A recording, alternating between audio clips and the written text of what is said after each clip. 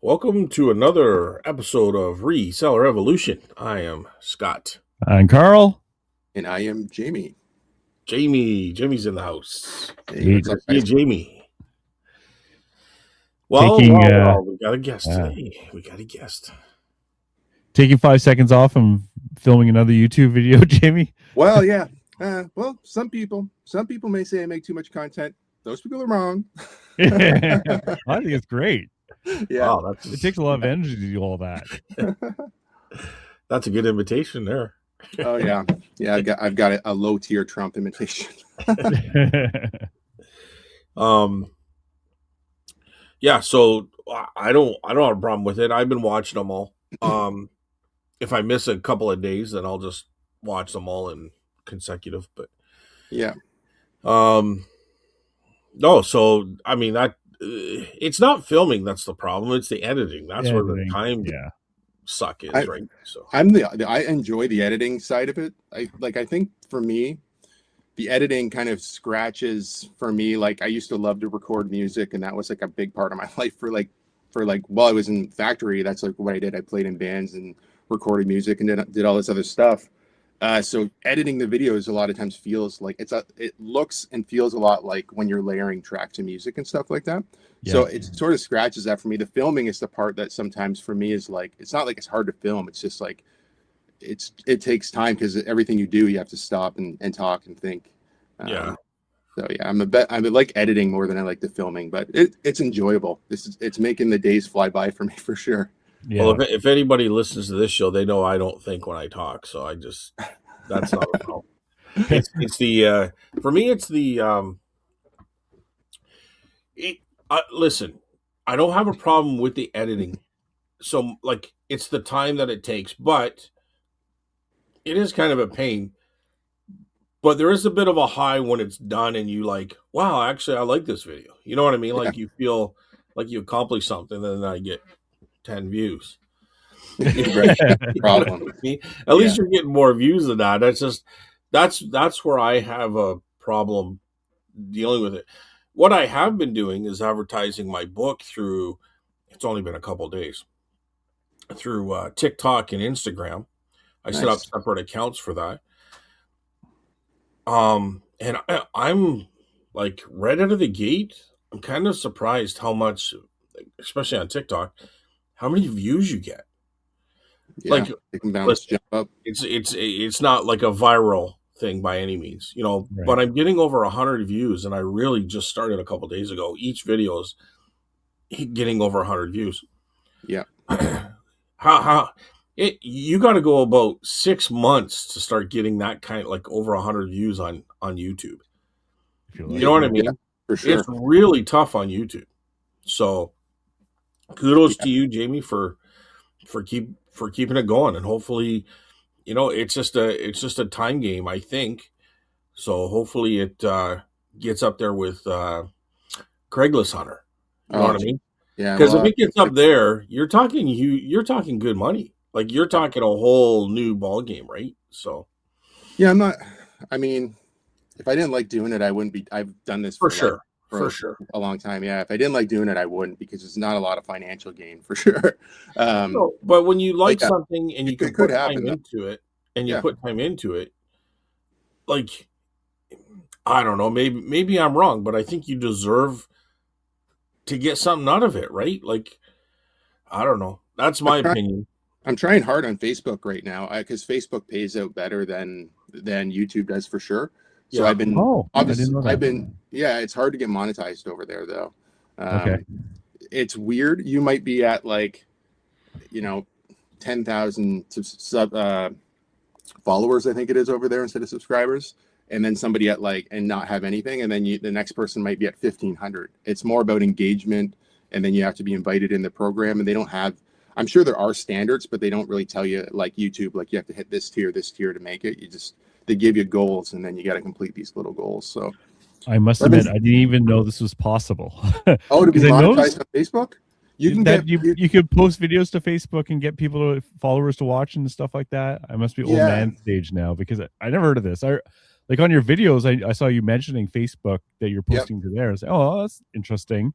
but I didn't So realize it was actually a platform, really. yeah. So if you're monetized, I could just take a picture of something, and if I have enough, likes and views and whatever, just the picture, they'll pay you for the picture. Oh, wow. Yeah, yeah.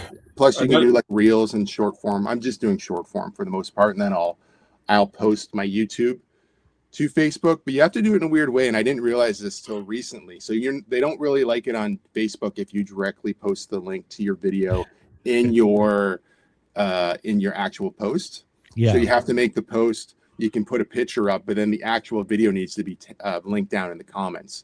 Otherwise, they basically they don't flag the video, but they don't really show it to a lot of people, so it like holds it back, sort of. Yeah, they don't want you going off platform, I guess. Right. Yeah. So it's kind of interesting, though. one you might want to check out too is X, because I was going down this rabbit hole and listening to people on on YouTube, on like putting your videos out there and the different platforms and stuff, and they're saying that X is trying to compete with YouTube and stuff, and it's mostly kind of for their AI, right? They're trying to build AI content and stuff like that, but in doing this, they're doing payouts and stuff like that. But you'd have to go back, and I'd have to even go back and rewatch it. But it was really interesting. They're kind of doing something different. Well, it was kind of almost the reverse on the one idea, but I won't get into it right now. Once that pops in my head, then I'll if I remember it, I'll bring it up. But I don't want to take it up the show with me sitting here thinking, and you guys hear the mouse on the wheel squeaking the wheel. But I don't know. But there was something. It was kind of, they were trying to do the opposite on how it works. But anyway, it was a really interesting listen to, and there's payouts there too, right? So Okay, interesting. Yeah. yeah. But anyway, if you've already got the content made for YouTube, why not throw it up there, right? Yeah, for sure. So, and they're starting to go for a little bit longer, like the longer format, that kind of stuff too. So anyway, there it is. So Yeah, I was thinking too, like I'm going back now probably 5 minutes, but so I got a copy of your book. It came in the mail yesterday. I haven't read any of it yet, but I'm gonna crack it open maybe later tonight. We'll see. all right. But I was thinking when you were talking about TikTok there, I don't know about TikTok, but I know on Facebook you can run Facebook ads on your advertisement. So if you already made a TikTok, do you have a Facebook account for? It doesn't really even need to be for anything in particular, right? Because you're really trying to drive traffic to the sale. So you could post that. I have 3 Facebook's accounts. 2 of them I don't know my password to, so I can't really access them. And the other one, well, now we do it through phone. Like these are older ones. The one's on a computer that's long gone, so I can't even, because my password would have been saved on there. The other one is on another computer that's here somewhere. Actually, I think I did change the password and I can access it. But yeah, I don't even go on it. And the other one is one that I strictly go on there to look for yard sales or estate sales or something. But I haven't even gone on to that for it's probably 6 months to a year. So Yeah. Do I go on Facebook? Not really. No. Okay. Well, I was just thinking, I just know you can promote videos on Facebook. You probably can on TikTok as well. It would just be worth spending $10 to push it out into a whole new audience of people, because you're trying to make money off the book. I mean, at some point you'd probably like to make a little bit of money off the book, and that'd be a good way to invest $10 into reaching, if your $10 reached one person, you might get your $10 back, and then you could just keep trying to do that, right, with advertisement. Yeah. I think I make $4.20 on a book and $3.70 on an ebook. Okay. And then they got to take off government stuff. Right. Yeah. So it's not like, I'm kind of digressing from what you're saying, but it's not like you really make a lot of it out there. But if you sell a lot of books, I mean, those people are, make a lot. But I think I agree with you. I didn't know that, but that would be a way to market it. I mean, I'm kind of getting away from the reselling here for a second, but one thing that they did say to do is, and I've got books coming in, so I ordered 25 books for myself, hand those out to friends, family, whatever, and ask them to read it, and if they like it, to promote it on their Facebook and on their social media platforms. So you know what I mean. So you're reaching out to those people as well, Yeah. and so I think I'm going to try that for a few people and just see what happens. But there's clever ways out there to market. You know what I mean? Like Yeah. I'm not just saying the book, but anything really. Like it just you almost have to hire a social media person to get out to push your product out there. But um, do you guys hire anyone for the salon at all? Like Yeah, social media, like yeah, okay, we did have a dedicated person, and we actually just switched over this year, just because we were trying. Well, they were kind of moving away from our area, and they could probably have done it remotely, but now we're sort of trying to do it more in house. But we were paying somebody, yeah, to do our social media for the spa for sure.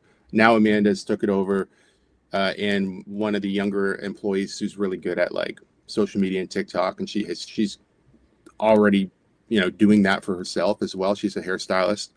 She's kind of helping Amanda kind of make it feel younger, because I mean, we're getting I'm in my 40s, and Amanda will be 40 sooner than later, right? So I mean, like, yeah, like kind of need that young feel sometimes for social media. And yeah, that Swedish bikini model, you mean? yeah yeah. We're looking for two oil boys to oil us up before each show. Yeah, well, you're in luck. There's a town that way, and I'm sure you'll be able to find two guys there. Yeah, that's a great movie. What's that? So that's a great movie. That is a funny movie. Carl hasn't seen it because it's no, I have no idea what you're talking about. Oh no, is it the first? It's the first Dumb and Dumber, right? It's the first Dumb and Dumber. Oh, I have seen Dumb and Dumber. Yeah. Okay. That one I have seen, but it was like 30 years ago. And then Jim Carrey's character goes, "Do you realize what you've done?" And then he runs over and he taps on the bus as it's driving away, and he gets it to stop, and the 4 beautiful bikini models in bikinis. My friend, I have to apologize. He's so dumb. The town's that way. It's like, oh, that was hilarious. But anyway, I have a Christmas Vacation DVD for you, Carl. See if you want to watch it. No, Carl, you've not watched the Christmas Vacation? Everyone's trying to get me to watch this thing. It's like, I don't like comedies. Oh, really? At all? Not really. I must admit, I don't usually, because they're usually the awkward. I hate awkward things. Okay. What's awkward? There's nothing awkward in it. Mean? Just like, well, awkward scenes, like where things are misinterpreted, or like, I don't know. I never liked that humor. I like Blackadder and stuff. I like British humor, which is very dry. Oh yeah, definitely different. Like Monty Python. Yeah, that's the stuff I like. Yeah, Monty Python's hilarious. I used to watch that. That's the stuff I grew up on. So, but yeah, I'm more lowbrow. I'll take Jackass any day. Just hit somebody in the nuts, and I'll be rolling around laughing. That's my father-in-law. He likes that stuff too. Yeah, I like it all. Did you see in Delhi? I don't know how often you go through Delhi, but they had what's his name on at the backstage theater. Yeah, I went and seen Steve-O there. Yeah, I got. You went and saw him? Yeah, I got an autograph. Well, I got my second autograph skateboard from him. I've seen him before, but yeah, we went to that show. It was great. Oh man. Yeah, but because we drove by about, I don't know, less than a week before it was happened, and then I got home and I went on to the internet, and they were sold out. Yeah. I think he did 2 shows. We went to the early one. There was a 7 and then a 9 o'clock show. Yeah, which is every time I've seen him 3 times, I guess, total. The first time he was willing to, he did a meet and greet with everybody for free, and took I've got a photo with him and whatever, and he'd sign everything. This last time, he's definitely a lot more pressed for time when you're doing 2 shows in one night, so no chances to talk to him or like meet him or anything this time, but it's still cool. He's not too shy either. If you drove or anywhere near that venue, he's got like he had one of those big buses, like totally wrapped with like his face all over it. Oh yeah, yeah. You know he's in town when he's in town for sure. Oh, nice. Because I didn't go there the day of, but there was a sign or something that said he was coming. Mm-hmm.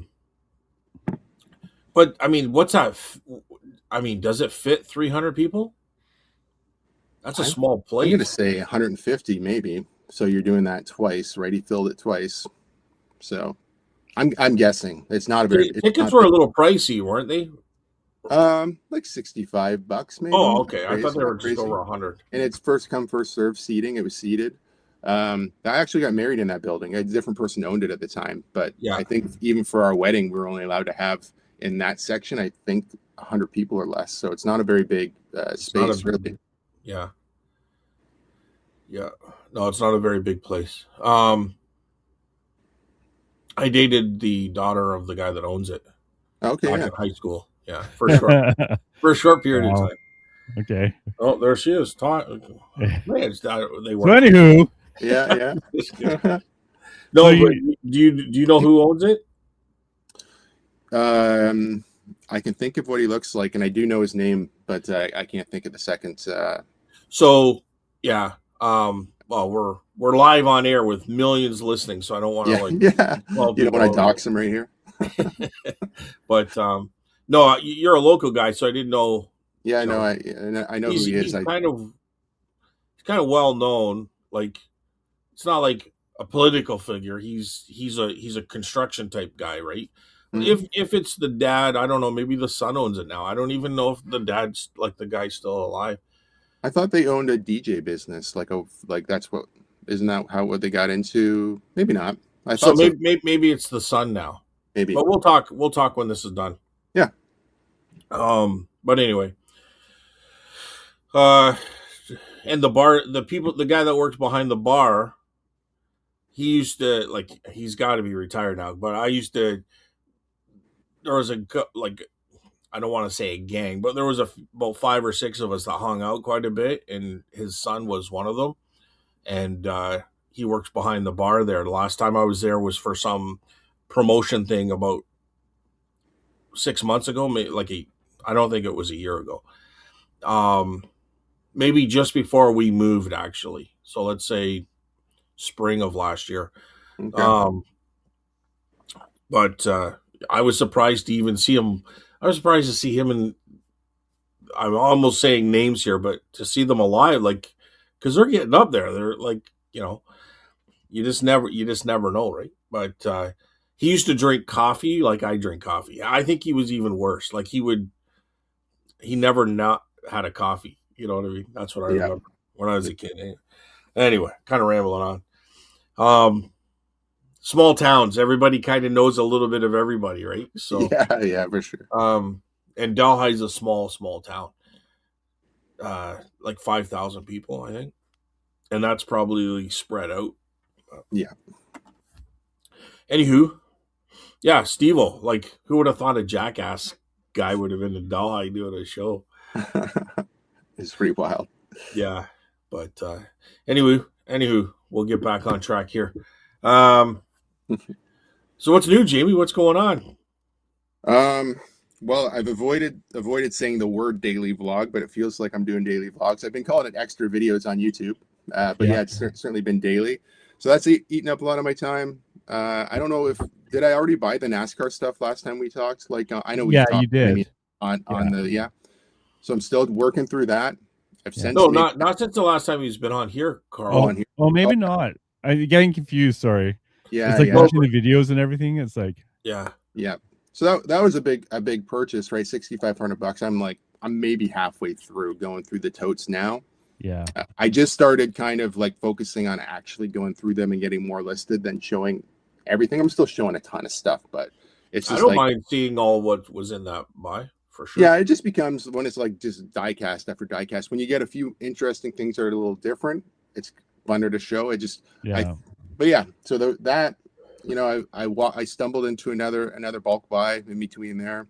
So it's been I haven't sourced a bunch because things just keep falling in my lap, honestly, which is a good problem to have. I heard Carl likes that as well, the I private pick. love it. Yeah, I Yeah. love it. So I picked up some stuff the other day. I love the surprises, like you were saying. Like what I picked up. So I just got a random box. That's probably the last pull I'm gonna do from that house. And it's like there's like a Watergate hotel ashtray. Oh, cool. So it's just kind of different, right? You know, it's not worth a ton, like $40 maybe, but it's kind of neat. I would never have known to look in the area, and they knew to put in the box. So that's the kind of stuff that's fun. Or like Isn't that the hotel where Forrest Gump saw guys walking around at right. night with a flashlight? I have seen that movie. Or like it's very efficient. Yeah. Right. Like you're shelling out a lot up front, but then you're done for like if you can be more fussy about getting stuff right. Yes, you don't have to freak out as much, or not freak out, but you know what I mean. Like pursue as much, right? I've walked out of more thrift stores recently with nothing than I would have if I was searching. I would have bought that thing that was like, that's barely worth picking up just so I could list. Yeah. Yeah, no, the same. Like I'll go, like if I have to go ship stuff out, I'll go because there's something to do. But I'm not I'm not going to do the electronics that sells for $20 and picking up for $5. That's for sure. Right. Right. Where if I had nothing going on, I might do that. But like toys, the nice thing about the booth is like, yeah, I will do that for toys though. It's like, okay, this sells for 10 and I'm getting like 3 of them in the little baggie for $5. Like, okay, that's okay. Cause I just dump it in the booth. Right. Well, my prediction, and I said it earlier this year, I'll say it again. I think this is going to be an extremely good year for picking. Might not be for selling. Right now, it's not too bad. It seems to be okay, but I think there's going to be a lot of buying. I think so. Yeah, I'm gonna people with the need. So you think just because people need money more now than ever in some cases? Yeah. I think so. I think not even so much that. I just think there's less competition because of the way eBay has gone because of the tariffs and the de minimis. I think there's a little bit less competition. I just think we're going to have a lot of stuff. I just think people are selling their homes right now. How long that'll last, I don't know. But I think right now they're just trying to sneak in there before the bottom totally falls out. If that's going to happen, who knows? But yeah, I don't know. I mean, we're getting some picks. Here's something that I wasn't even thinking about until just this very second. But we had a vendor day on Monday, and they were giving us forms, asking us questions about would we want to call if somebody was to bring or was to want someone to pick. And then what do you specialize in? Well, I just checked off every single box. You know what I mean? Mm-hmm. And then I put in big letters, I'll buy anything. But how far are you willing to go? And can you take a full estate, or are you interested in 1 or 2 items? You know what I mean? That's awesome that they're proactive like that. Yeah. So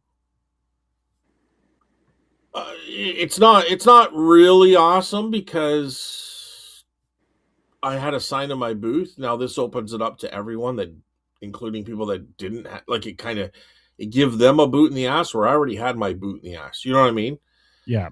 So I don't know. I mean, there's 80 spots for vendors. So let's say 40 to 60 vendors. Let's say probably closer to 50, 60. Because a lot of them have multiple booths. But anyways, so actual people. So does that open it up so that now I'm like 1 out of every 50 calls? You know what I mean? Mm-hmm. I'm still going to have the signs on my booth, but yeah, that's a good point. It's just, people that didn't want to put a sign in the booth and were kind of lazy now are going to get a stab at it. You know what I mean? Where the signs work, signs work, right? So yeah. I get stuff. But anyways, no, I just think I just kind of have a feeling that there's going to be some extra. Like I've had a really good start. Jamie's had a good start. He's just talking about you had a good start. I just kind of have that feeling that it's just going to be one of those years where there's lots of picking. I don't know why, but and Jamie buys and lists. Yeah, the listing part. I listed 6 items or 8 I did. items. I checked your store the other day just to make sure you were, and it's like, oh, look at that, he listed a whole bunch of stuff. So, dude, I'm telling you, my booth has been doing so well. I went in Monday's a vendor day. We get that once a month where the store is closed, but the vendors can still go in. And, I did all that and I cleared a lot, made a lot of space, but like the booth has been doing well. Like that's awesome. Two big booths can keep you busy, just trying to sort through stuff and stuff like that. So if I watch someone like Shed Flips doesn't have a booth, they strictly just do online, they get a lot of $10, $15, $6 sales. Yeah. All that kind of stuff I do too, but it's all through the booth. I don't have to touch it. I don't put it online. So when you count how many sales they have, well, if you were to take my booth sales and I still think it's reselling. It's just, and plus Facebook Marketplace, although we haven't done anything this week, haven't listed anything. Plus, I did that show that was over $1,300 in 5 hours. You know what I mean? Like, there's different ways I do it and keep going other than just eBay. And I'm actually looking into 2 more shows right now. So one's in Mississauga and one's out by Kitchener. So, and Jamie, I can't remember if it was last time, but I know you opened a new booth. I can't remember if you mentioned that in the last time you were on or not, but it sounds like the booth is going well for you too, right?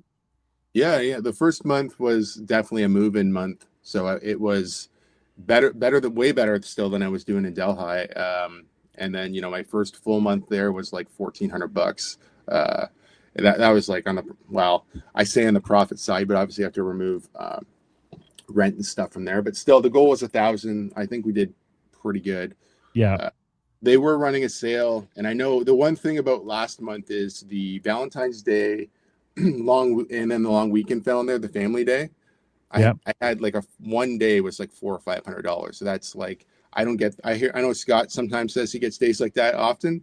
I've never really had days like that. So that certainly inflated my numbers a little bit. I still think this month I'm on track to hit $1,000 or better. So yeah, it's doing way better than I was doing in my other booth, which I still have a spot in Delhi. It's just like a little like 4-tier shelf though. So I have minimal stuff there.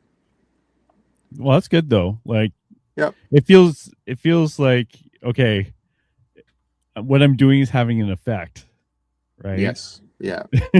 Rather than just spinning your wheels and going like, how come I'm not getting the sales and I'm putting stuff in? And yeah, I think, and I almost hate saying this out loud, but I almost feel like I'm not doing a lot different than what I was doing in Delhi. It's just I'm getting rewarded differently.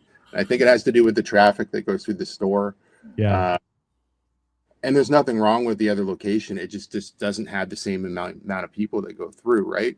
Yeah. So, and the stuff that sat in my booth before is now selling. So that it's a good feeling to know that I wasn't necessarily doing something so wrong that it wasn't working. It just wasn't working there. So it could just be location, what I have, whatever, but it's working a lot better where I am now. It's funny. I'm on one of those Facebook groups for antique booths, right? Big group. And people will say, yeah, like I used to be in this town. I could sell whatever Pyrex, and I moved here and I can't sell a single piece. Yeah. Or like this part of this. Sorry? Yeah, location for sure matters. Location or just the customer base or trends in that area. Or one person said, like, for us, the main trends come to us about 6 months later. So I have time to stock up and ready myself for when it hits the town and then eventually hits the town. So it can be quite diverse. Like for me, this last weekend was even better than previous weekend, which was a record for me, which was really nice. And what's really was working for me again is the Facebook ad I put up on Marketplace. For the laser discs? Is that what it was? Yeah. And they brought in people both weekends. And that was like at least half my sales both days was laser discs. So like that's going to die off, of course, as the good stuff is gone. Yeah. But but the Facebook ads don't cost anything. So that was nice to see. Well, hopefully you find another pick before those are gone, and then you can advertise that pick as well. Yeah, well, I'm going to do that for Playboys because I got some in the 60s there. And also, like, the other thing with when I put the ad up for the Laserdisc, someone actually offered to sell me Laserdiscs. Now, that hasn't gone anywhere, which is not that big of a surprise, to be honest, but it's kind of nice. I like these passive sourcing opportunities, right? Yeah. I was thinking, I was listening to the podcast last week, and Carl was talking about the Playboys and the penthouses, and I thought, geez, my mother always told me I'd go blind. Do you have no fear of that?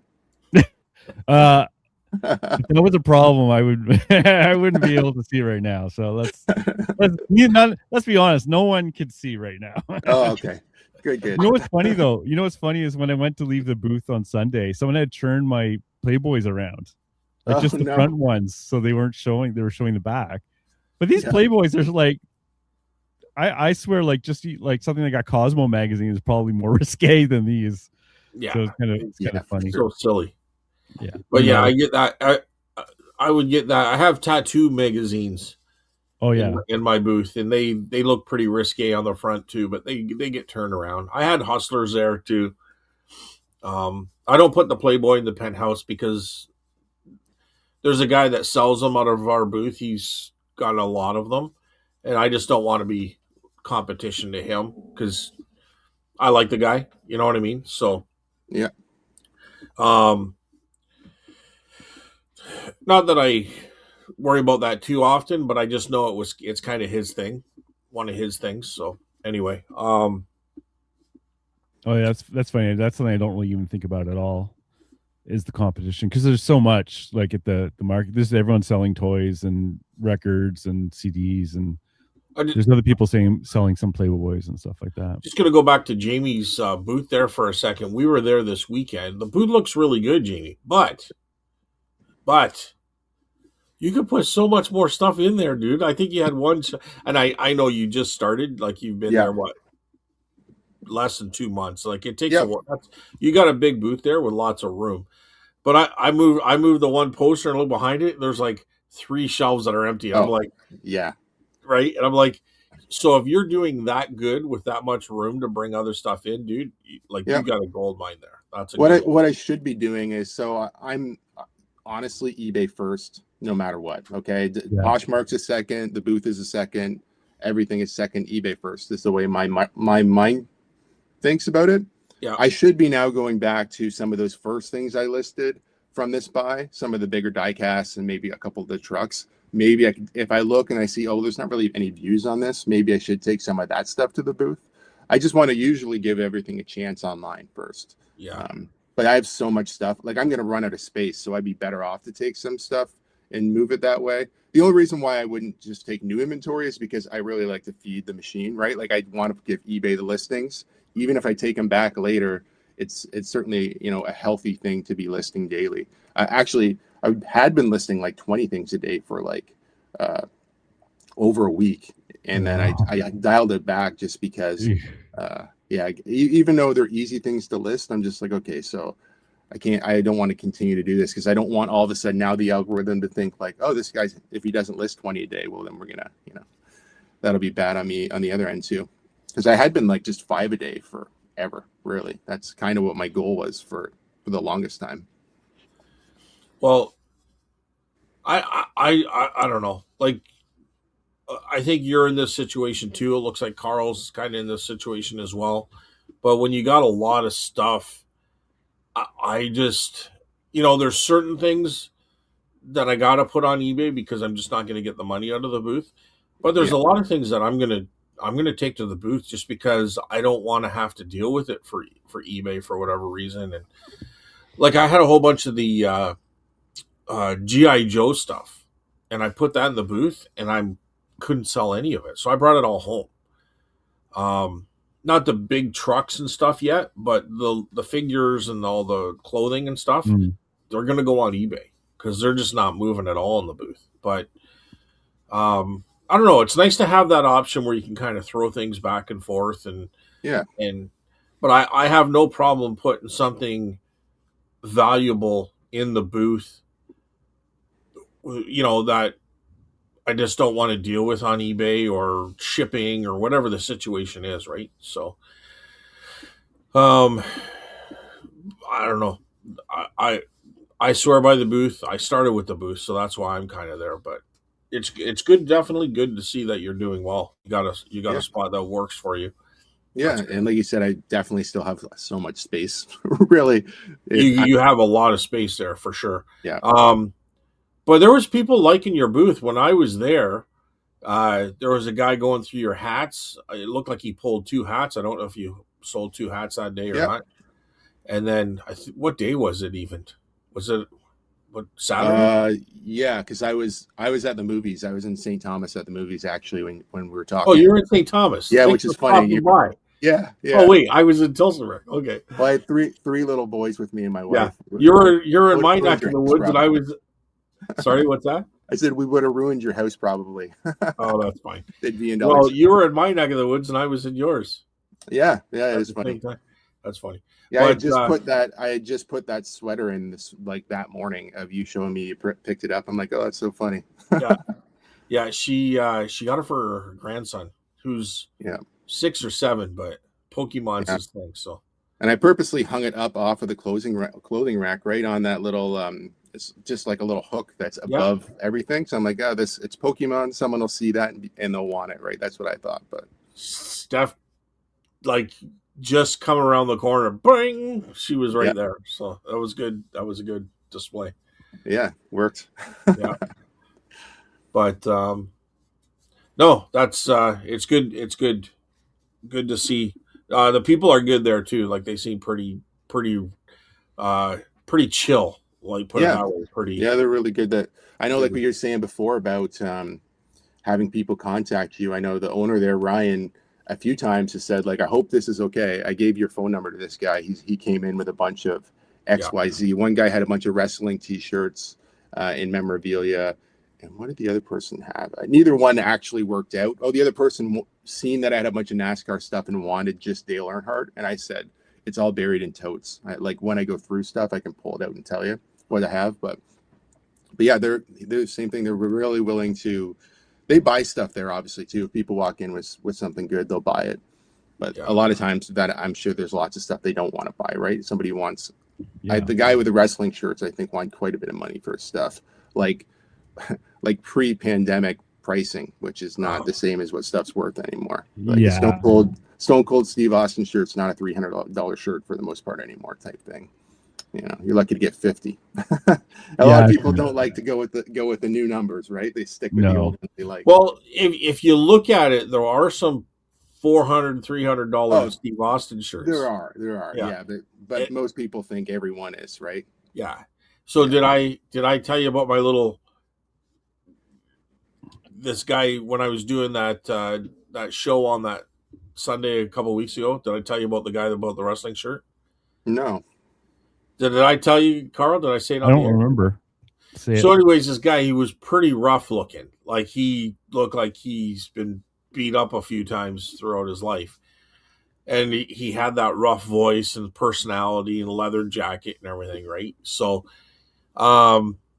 anyway, he goes, like, he sounds angry, but he's not. He's not an angry guy, but he sounds angry. Right? He's like, what do you got $50 on that shirt for? That kind of attitude, right? Oh, yes. You did say this. Yeah. I might have told you off the air or something, Carl. Okay. But anyway, we went back and forth, and my son's like, what the hell is this guy, But anyway, he goes, it's simple, $50. So I went through and I showed him listings. I got 400, 300, And I said, that's Stone Cold Steve Austin. You just don't find that. That's an original, like, I think it had 1990s on it or something like that. The little logo had the date on it. But anyway, so he's trying to say it's, that's ridiculous and everything. Then he pulls out $50 and he buys it. Yeah. I was waiting for Scott to say it's $50. And that's the bottom line, because Scott sells stuff. Said so, and slapped him across his face. Yeah, I'll you don't shut up, I'm gonna Steve Cold or Stone Cold Steve Austin you. Body Yeah. slam me right. I'll jump on this table and Jimmy Superfly snook it. Yeah. But anyway, no, That's so he good. ended up buying it. So it was $50. He didn't even try to get me down. Like maybe that was his way of trying to lower the price on it and stuff. But Could have been. Yeah, I mean, some people are just aggressive like that. That could have been like maybe just seeing what you'd say, right? yeah, he's just Yeah. he was a pretty rough guy. Like he said, I said, "What are you?" I said, "Are you from Simcoe?" And he goes, "Yeah." He goes, "But I haven't been here for 17 years." And I'm like, "You're up in Kingston, Penn, aren't you?" I didn't say that, but that's what I was thinking. Yeah. Yeah, he was doing some time, Yeah. but Being at my booth, I see lots of different characters for sure. Yeah. I got like a 20-minute lecture / education on Transformers by someone Oh. this last weekend. Someone came in looking for GI Joes actually. like and then I get the big ones or the small ones? Because what I'm I understanding, didn't ask. Yeah. and you guys can let me know, the smaller ones are more desirable than the bigger ones now. Is that true? I don't know. That's I don't know interesting. either. I think it's just different collectors. Mostly the ones people coming in for our area is the small ones they want. Yeah, But, that's what I heard. yeah. I got the big ones. I think Okay. they both are. It just depends. The big on ones the are older, right? Yeah. Yeah, They're- so I'm thinking yeah. that maybe the guys buying them now, you know, Or our age. And they Or grew up our with age. small ones. Yeah. Probably. I remember that. Like, I don't remember big GI Joes when I was a kid. I had smaller ones, right? Yeah. I remember I I had think- Bionic Man. He can look through the back of his head, through his eyeball. Cool. I sold the shoes for the Bionic Man.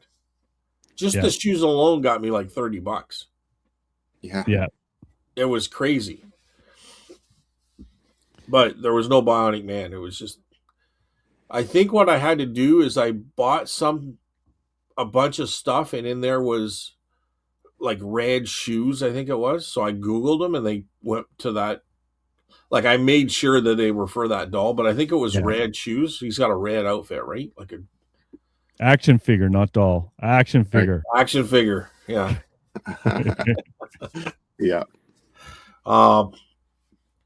But anyway, yeah. So This is funny. I also did a sympathy buy this weekend. So this guy came in with a camera and he's like, oh, the guy was fine, but just a little off, and he's like, oh, I think these things sell for 50. And I look it up and it's like selling for like 30, 35. And I said, I can't give you 40 or $50. And I said, my offer would be way too low. And so just say it. It's like $15. And that was like generous of me. He was like, I'll take it. So it's like, I did, for $15, I don't mind. It's like, okay, whatever. He needed the money, I think. What more than he was needed it? This camera. It's just a digital camera, but it wasn't. It's not a good one, obviously, right? So, did you check the battery compartment? I didn't check any of it. Oh man, it looked in great condition. So, I have so much stuff. I don't even know where it is. I just dumped it somewhere in this house. Well, one thing I did really liked is I bought a bunch of dollies and put all my excess inventory like underneath a cubby hole. Oh, nice. And the dollies were awesome because people could, because I don't have all the laser disc scouts. They could pull out the dollies with the laser disc on top, and that worked really well. So, anyways, so you said, Carl, your weekend was good, or the best?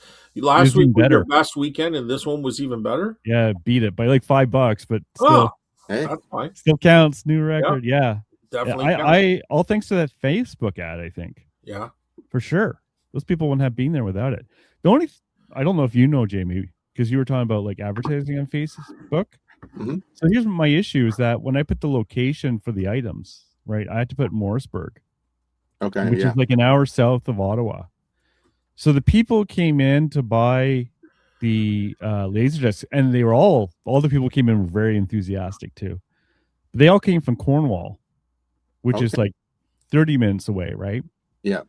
And that's because the ad, when it's down there, the marketplace ad, only most people's default will not include Ottawa. Right. You know what I mean? Yeah. I don't know a solution to that because, like, I think people from Ottawa would go down to Morrisburg if they knew it existed, Yeah. and Well, I people can could tell you, collect. you must be able to post out of market because I'll see ads all the time for like I'm currently looking for someone to do like a floor for me, Yeah, uh, like one of those epoxy floors you'd put in a garage type thing. I yeah. can do that. You can, but we'll talk Yeah, after. Yeah. yeah. Okay. We'll I watch YouTube Oh yeah, shows on YouTube. that. Okay. I can do it. Yeah, there you go. So anyway, I see ads all the time, and I'm like, oh, cool. In Tilsonburg, that's like 20 minutes from me. You look, and they're from Toronto, so they are posting out of their city, but they're willing to travel. So you could probably post like it is in Ottawa, but then in the actual ad, you would say where it really is, right? So I think people must do that because otherwise, yeah, I think if I'm searching, I've got a 30 kilometer parameter, which for me would be like all the small towns around me. Yeah.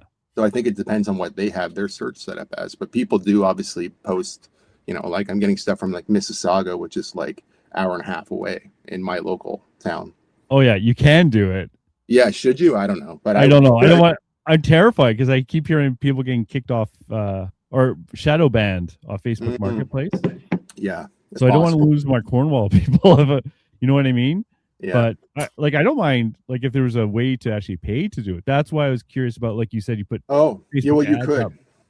Yeah, you could definitely pay for an ad for sure, and it'll hit.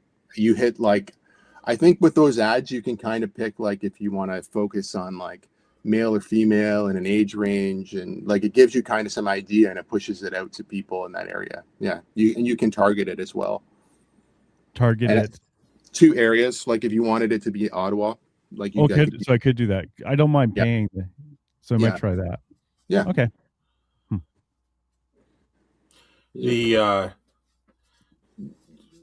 Is there I haven't gone on Facebook for a while, but is there like, what do you just Google Facebook ad or something, or like?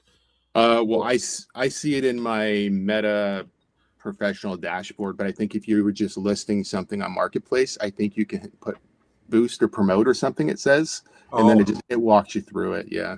I assume you get all like the same functionality. It's not in your Meta dashboard or whatever they want to call the professional one, which is, it's only professional because you have like a page or a group or whatever, right? Like something except besides a personal Facebook. Yeah, it's a different world, man. Yeah, for sure. I did have a question. I know I told you guys before, I want to film Carl's reaction to this. So, right. Not reaction. It's just a question. I just letting you guys know I'm filming anyway. That's fine. Yeah. So EIS, right? It's great. I sold a card this morning on EIS to GB, which I think is Great Britain, right? Yep. So it's a card. So I only charged $2.40 because that's an oversized card for me. Have you shipped to EIS with a stamp, and have you had any issues with it? I've heard lots of people say they have. I thought I even heard you say maybe you had. I haven't, but I know people definitely do that, and they haven't had. Well, I haven't heard of any issues. You can definitely do it though. Yeah. There's obviously no tracking, but that's always true anyways when you're doing. I do postcards, right, with no tracking, and I've never ever had anything disappear.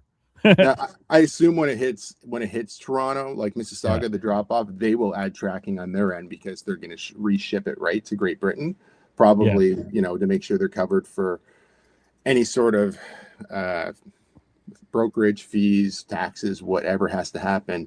The only thing I did different, which I never would do, I never submit invoices with anything, but I figured because I was sending it with a stamp, they'd probably need to know who it came from. So I printed off an invoice and put it in with the card just so they could go back and look at where the sale was from. But I typically don't. Do you guys put invoices in? Never. Me neither. I don't really see the point because they have all that information on their account. They would, but what about a card that I shipped that has no return address? I put a return address. I typically don't with a stamp. I'm just thinking, how are they going to know this is from me? That's what I was thinking. Oh. Who would care? Oh, I guess, are you talking about the EIS would care? Yeah, because of the EIS thing. Yeah. Otherwise, well, usually with EIS, you need an EIS number, right? So they can. Yeah, because otherwise, how are they going to know? Like you said, if that's why you're putting in the packing slip, right? Yeah, the invoice part. Yep. It Right, just has the QR code. It says the sale. It says everything on it. So I right. assume somebody could figure out that this is this Hopefully, sale. I we'll hope find so. out. It's the first time I've ever done it.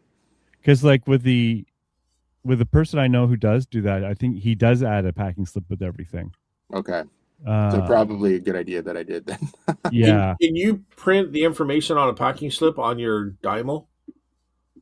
I don't know. I just used my regular like brother toner laser printer. I'm But just thinking if you could put it on your Dymo, you could stick it right on the outside of the package. true. Yeah. Yeah. I'm always just worried when we do things that are outside the person who's been trained to do it at the other end. Dude, I bet you if Yeah. you worked in there, you'd be surprised what comes through there. Well, that's what I mean, right? Like they probably get so much stuff. They probably just are used to it. Like I know when you print like an EIS label, like a normal track label, it has EIS number on it Yeah. to associate it with where it's going to go, right? The funny thing is, just yesterday, I actually did post something to Great Britain, which I'd never done before, for a letter, for a postcard, but I just use stamps. So, So you just shipped it yourself then? yeah, but it was a cheap Yeah. thing.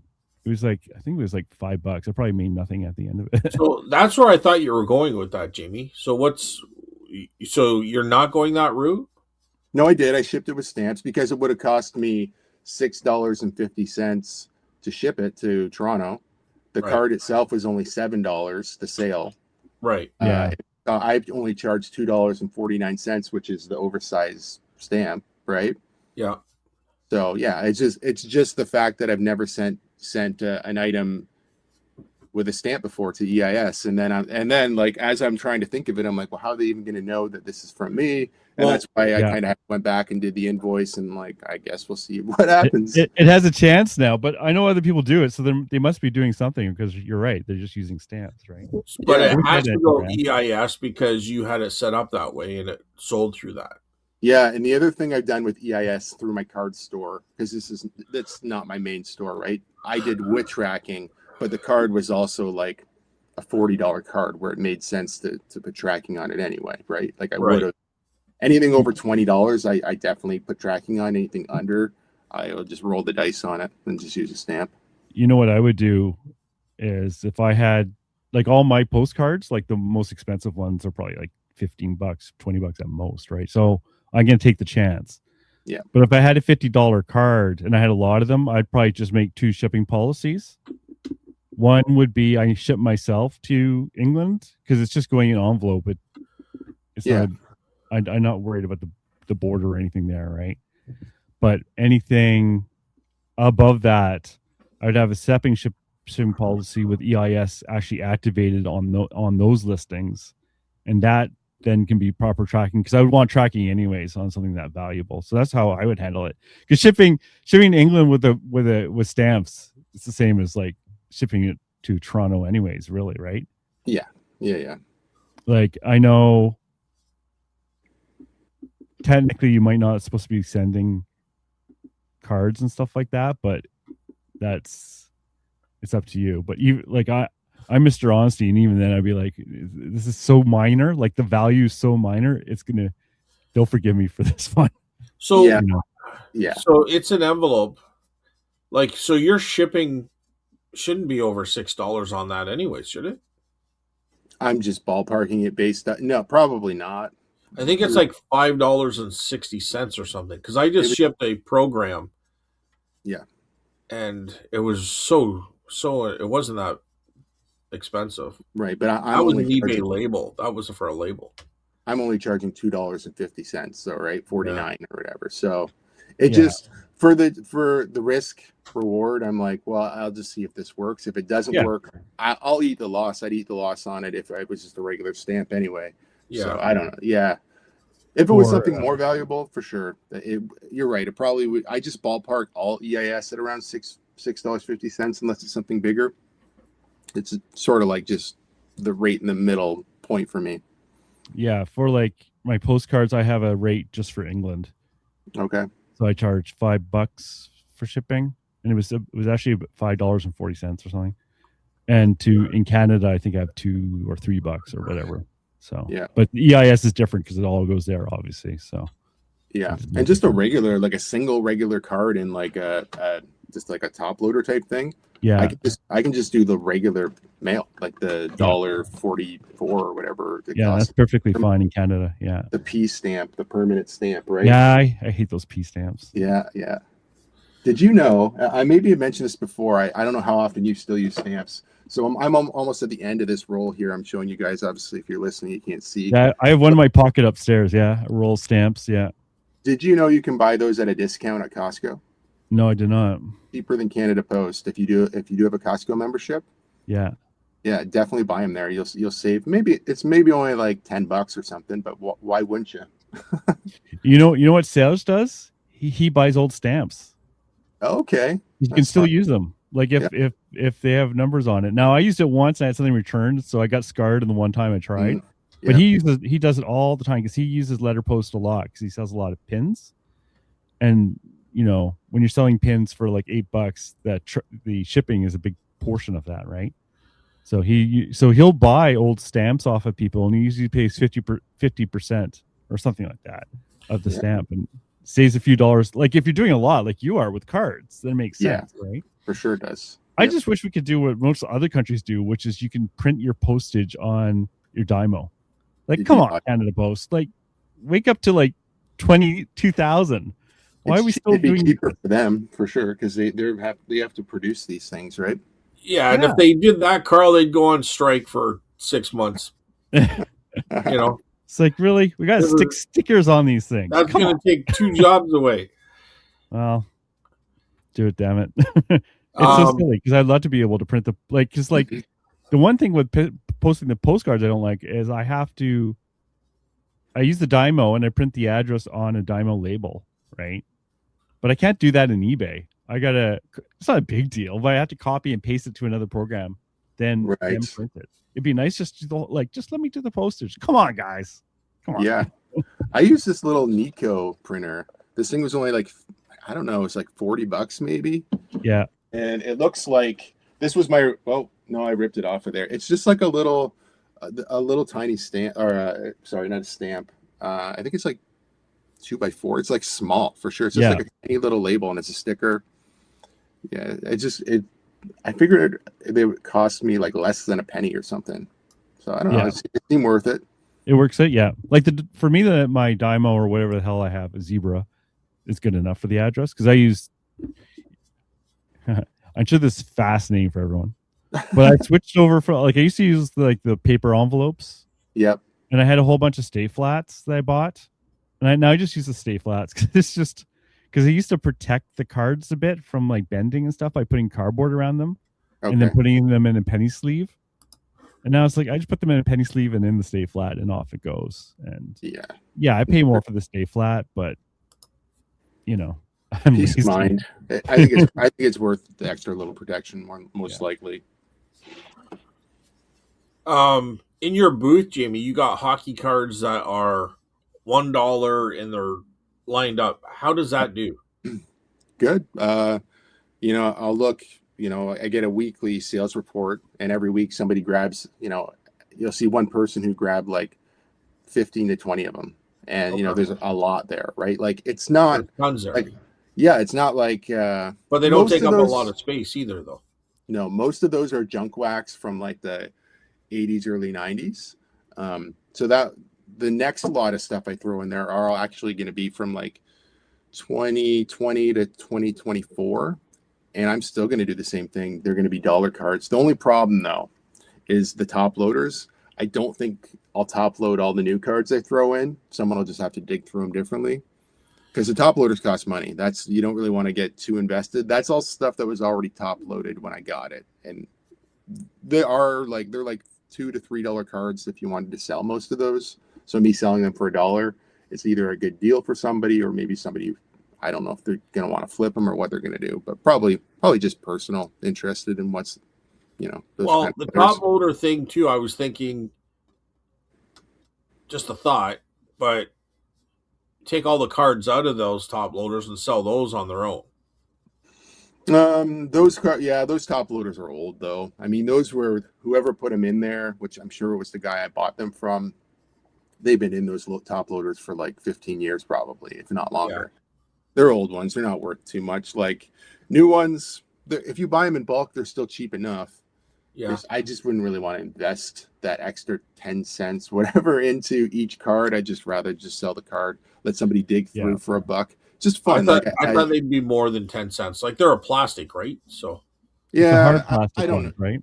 Yeah, it really depends on how many you buy at once, really, like most things, right? If you're buying cases of them, which I use a lot of them. So I'd buy the maximum amount somebody would sell me. There's not too many people who sell them in bulk, but yeah, I get them pretty cheap though. Yeah, so I was thinking maybe that's a way to deal with it too, because I got cards and stuff that I don't really know nothing about, but to throw a buck or two on them or a buck on them, if it's doing well, maybe I'll try that as well in my booth. But yeah, it's just something fun. I've went in there a few times and somebody's got a handful going through them, and I'll talk to them. They'll be like, "Oh man, the one guy's like, man, I just gave away all my cards a couple years ago, and I wish I never did. Now I'm trying to find some of these cards again. I really miss them." I'm like, "Hey, dig all you want, have fun." yeah, So I think you get a lot of people probably like that are trying to find like this, this card. so, Maybe it's not super valuable, but it's something they really wish they would have never got rid of a while ago, right? so how do they know at the cash? I mark them all with so I'll just print off these labels, and I'll just cut them so they're smaller. It just says OF $1 card, and I just slap the same label on every single card. I don't care which one you have. I probably honestly don't care how many of them get put in somebody's pocket and they walk out the door. They're not that valuable to me. It's just the idea of somebody going through and being honest and paying. And everyone I've seen, people buy like 5-10 at a time, if not more, right? There's not too many just one cards. It's somebody who's bought X amount of these cards. So in all honesty, everything's on the honest, you know what I mean? Like you're hoping people don't put anything in your pocket, because anything. No, for sure. I'm more of like just wondered how you, like, that's a lot of cards to be putting price tags on, so I didn't know. Yeah, so I'll just put on something really long like this podcast, and I'll just sit here. I'll just sit here and slap stickers on. Like, I mean, to me, if you're thinking about how much time, that's because you got the top loader too, right? Like, what if you just had a bare card? Yeah, well, these were already top loaded. The ones Yeah. they were already like that. If you had to top load them, yeah, that's going to take a few extra seconds to put them in there. But even if you weren't top loading them, you just put the card in there, like, yeah, or you wouldn't do that. If I was going to not have them top loaders, I'd put them in a different box. Wouldn't want them all mixed up, because I think if you're pulling them in and out, and the card that was top loaded might damage the card that's not. But if they're all going back with cards that are similar, like with not the top loader, I just wouldn't want to mix them up. That's all. I just mean the sticker. Like, where would you put a sticker on them? Anywhere. I don't care, because if it was on right over the face. No, because if it's not top loaded, it would still be in a penny sleeve. It wouldn't be on. It'd be on the penny sleeve. Sorry. Which cost a dime. Yeah, well, I don't think they're very valuable for sure. The penny sleeves? Oh no, I don't know. They're basically free. You can find them for like next to nothing. $30 for like 100, right? Penny sleeves? They sell them at the dollar store for like. Oh, do they? I don't buy them from there, because like this kit I have in front of me came with like the top loaders, and then it come with like packs of 50. I don't know. They're definitely not a lot of money. Like, yeah, I buy them on Amazon. I use them for everything, like those penny sleeves and stuff. But yeah, I wouldn't just put the sticker directly on the card. Sorry, I didn't realize that you were asking. No, on the penny sleeve or on the top loader. Oh my god! I remember once I was talking about shipping comics, and I said, yeah, when you're shipping the comics, you use like painter's tape just to hold it down in the box. Mm-hmm. And so don't put the painter's tape on the comic. It's like, yes, you have the comics in a bag, like in my pictures, you dumbass. Yeah, but Jamie said himself he wouldn't put them. He wouldn't put them in. What do you call those containers again? The top loader? The top loader. He said he wouldn't put them in there except for these ones were already done. So my question is, how would you sell them then? And Penny he sleeve. answered it. He put them in penny sleeves. Yeah. But because you wouldn't just put the price tag on the card. So I was just wondering, is he going to bulk them up, or how is Yeah, he no. going to Yeah. sell them? And there are Because other people in there. here's what I've done with a wrestling. Here's what I did with wrestling cards. I locked them up Mhm. in a case, and I said $1 each, so that they would have to come get a key. The person would count them, take them back to the counter, and she would know the price. You know what I mean? So I just wondered how he was going to deal with it, because obviously you're not going to put the tag on the card, but I just wondered how you would do it differently if you didn't have the card in something, Right. Yeah. right? Yeah. So I locked mine up, and then I put that sign there, and then they would just come and count them because the sign would be there. But The funny thing is, I'm sure people are falling asleep at this point, but I got more conversation about cards. All right. I love it. So I got like 3 binders full of Marvel hero cards, right? You know, from the 90s. Yeah. And some are quite valuable. Mhm. And so I've been going through and putting them in 3 different piles. One is the dollar card pile, one is the $3 to $5 pile, and one is the worth more, right? So they're all in binders. And you know, like they have those sheets where you can put like 9 cards in the plastic sheet. Yep. And like so you can flip them. So I was asking my buddy at the market who sells a lot of Pokemon cards and stuff like this. I said, do I put them in like in a box, or do I keep them in the binders? Right? Yeah. And he was saying, well, keep them in the binders, because even though they're still dollar cards, people perceive them as being more valuable in the binders, right?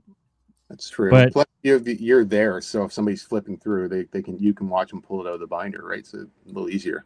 yeah, but then I have to watch them because like if they're gonna pull, like I don't have them memorized, which is the good ones and which are the crappy ones, right? Yeah. So, but what you were just saying actually sparked me a little bit, because they're not in penny sleeves; they're just Okay. in the plastic sheets, right? Yep. And I was thinking, oh man, I need to put them in penny sleeves, put them in the sheets. And instead of doing like the price thing that you're talking about, I'm just gonna, and because it's me who's actually doing the checkout. Yeah. I just have all those little, little stickers of the different colors, like red, blue, green, and just using that on the penny sleeve, so that when they pull them out, and there's like these 5 red ones and 1 blue one, I know which one. Now, of course, they could always switch the sleeves if I'm not looking, but they could also just steal the cards too, right? Like there's no Right. preventing Yeah. that, right?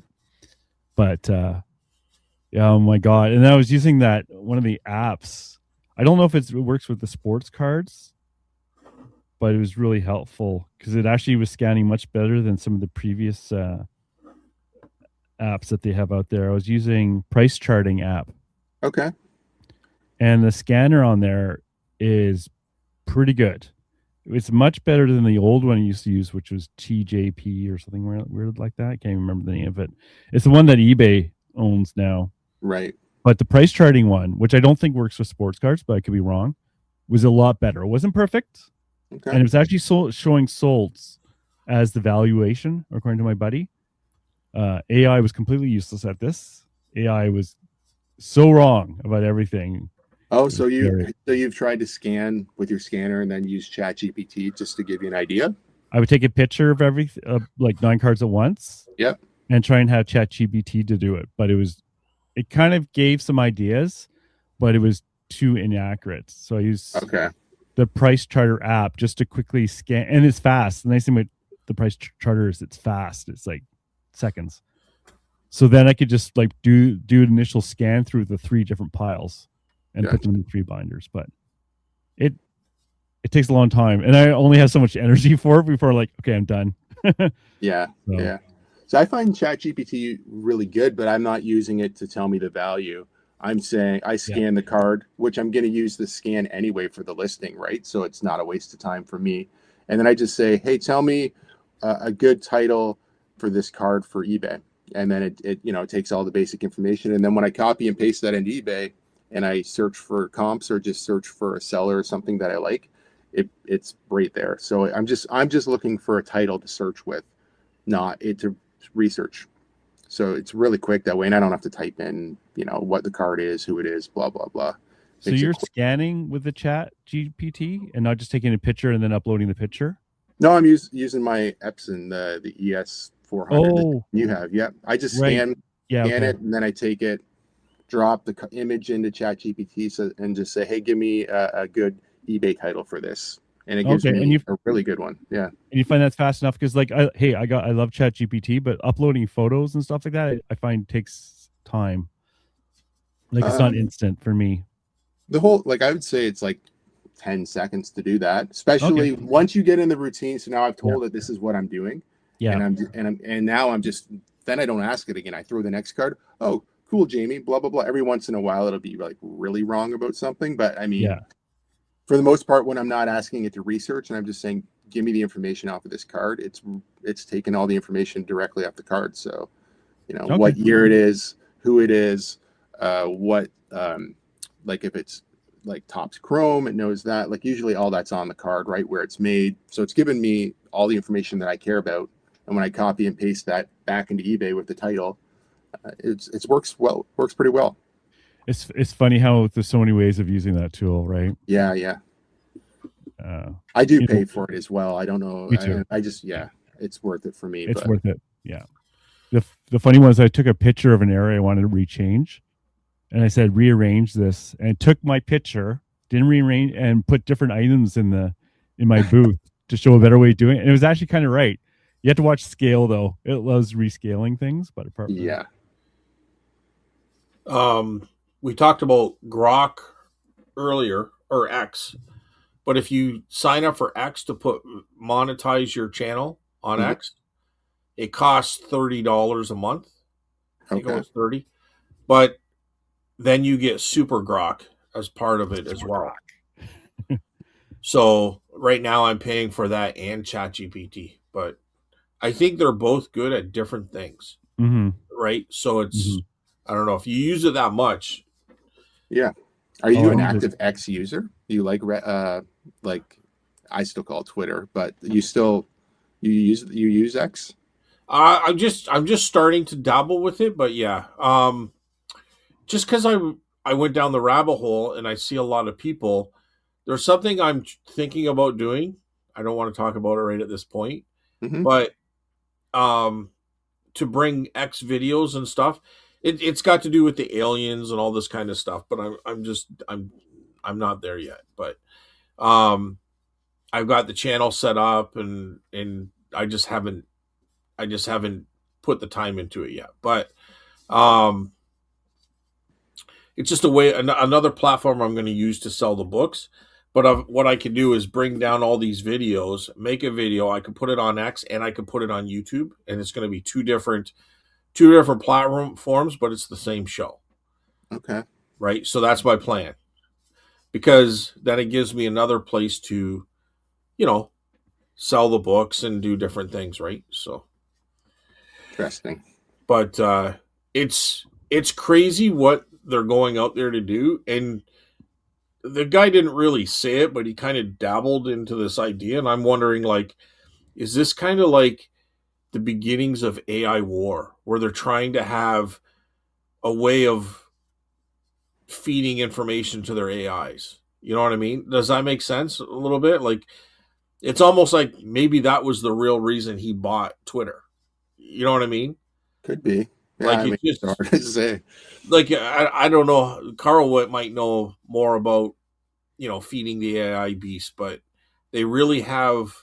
It's all about just giving it more information, right? So, yeah, they're trying to feed as much in there. I really don't know about what's going on. To me, it's still magic, black magic of how this stuff works.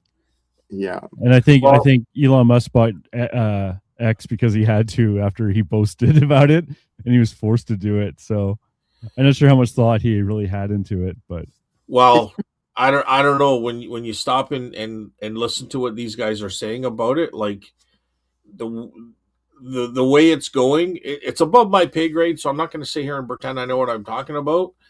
But I don't know. It seems like there might be It might have been for a little bit different than what they were saying, but it was a valuable thing. And they're saying he pretty much got it at a bargain, which can be hard to believe, but we'll see. The time will tell. I don't really know. I mean, by the time the end of this, like we get into 2030, like we're gonna be like slaves to the robots anyway. So Yeah, I and was we're really not now in surprised. a way. Like I mean, we're kind of slave to them now, right? Like Rely on them a lot. we I was rely re- on them a lot for I was sure. surprised how much energy these things use. Like they were talking about like hydro consumption, and because the computers need to be cooled down. Or sorry, not computer servers need to be cooled down.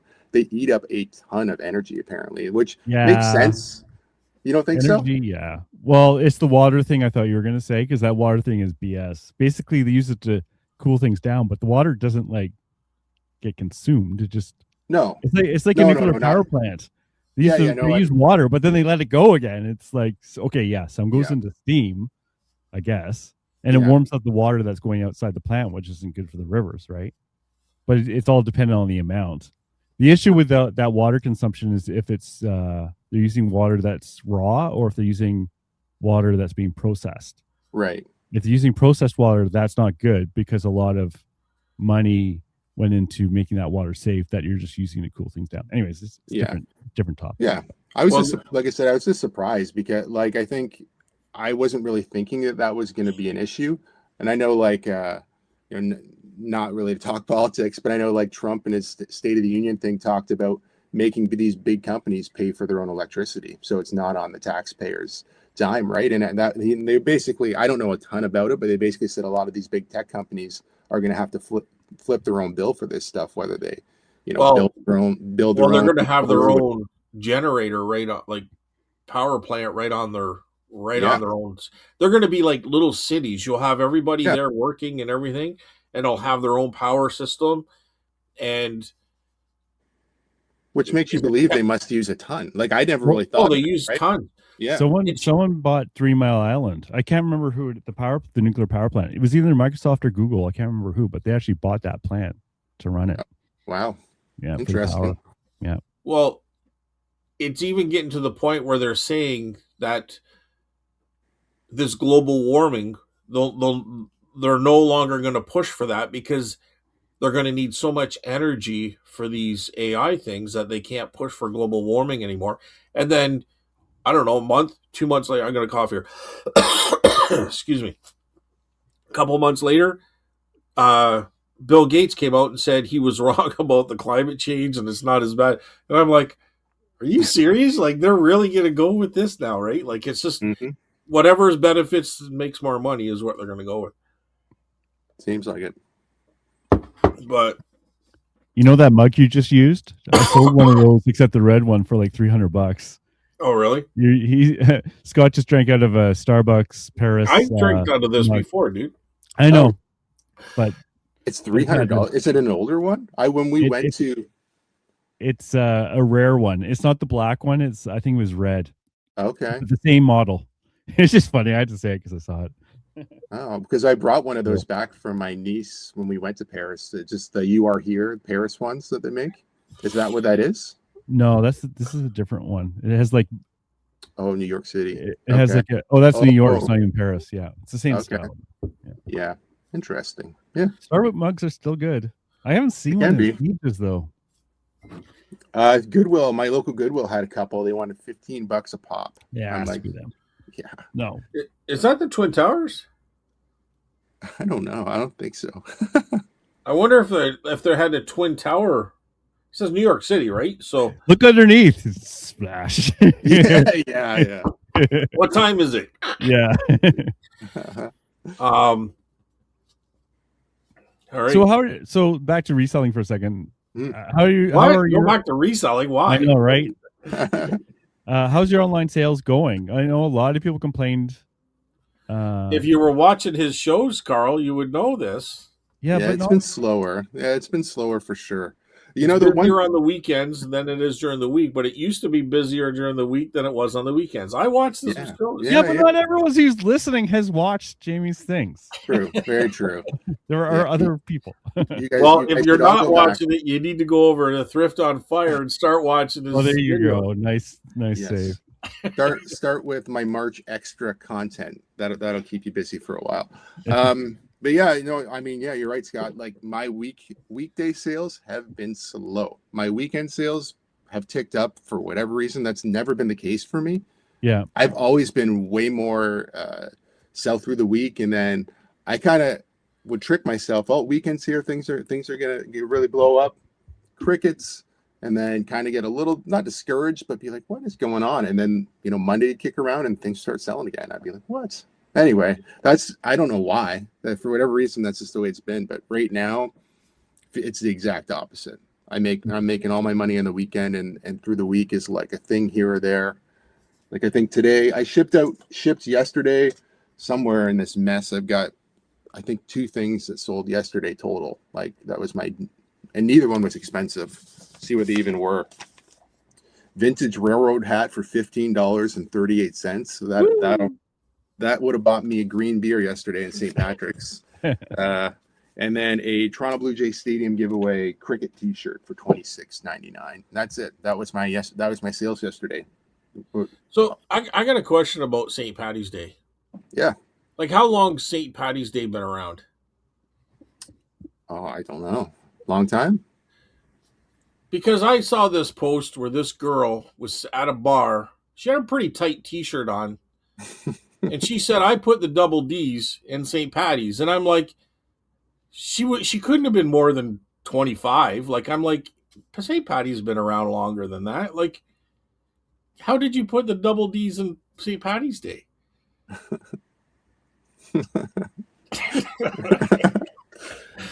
Crickets. Was it that funny? I don't know.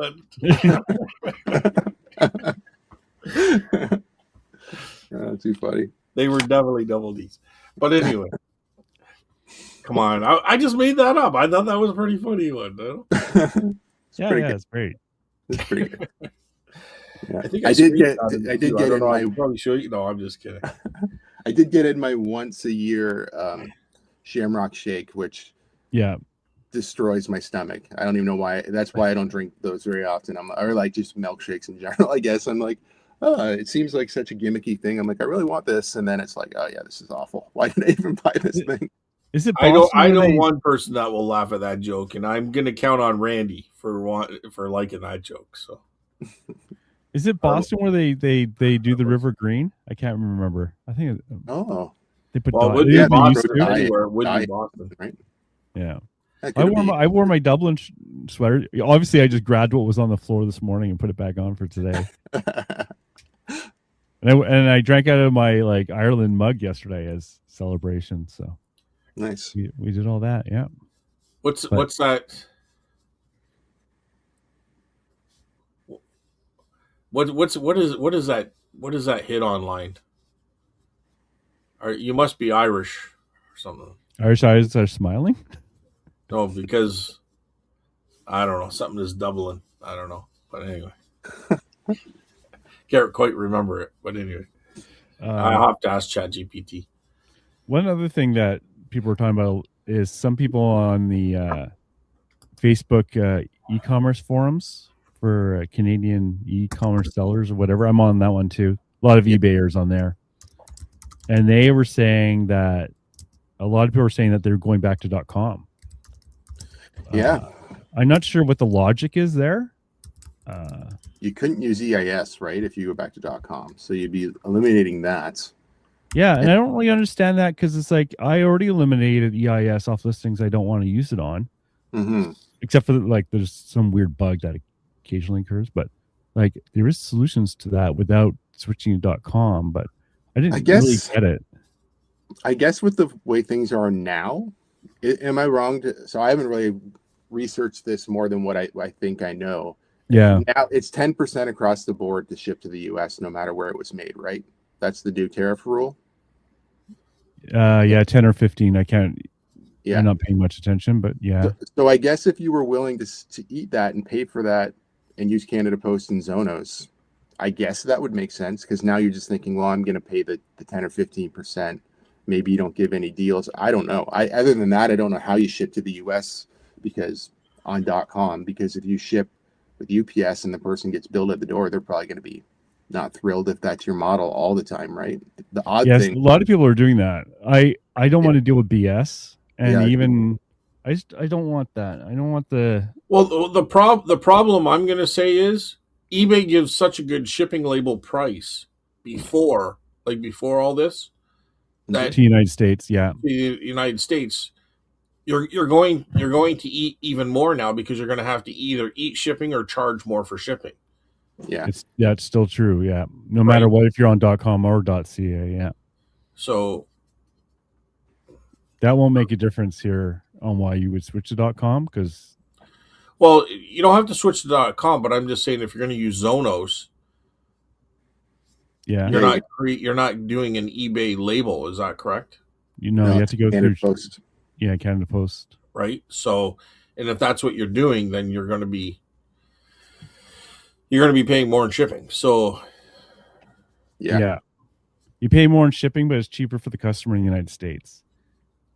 yeah. So what I've been doing is I usually gave 10 or 15%. I boosted it up now to about 20% to a watchers. So hopefully that covers any type of extra expense. But I mean, again, they're going to have to wait a little longer to get that item if that makes a difference to them. But Yeah, like one thing I thought about, and I haven't done this, is that I could create a shipping policy that has my shipping to United States, and I have the shipping cost to United States cover my cost plus the tariffs.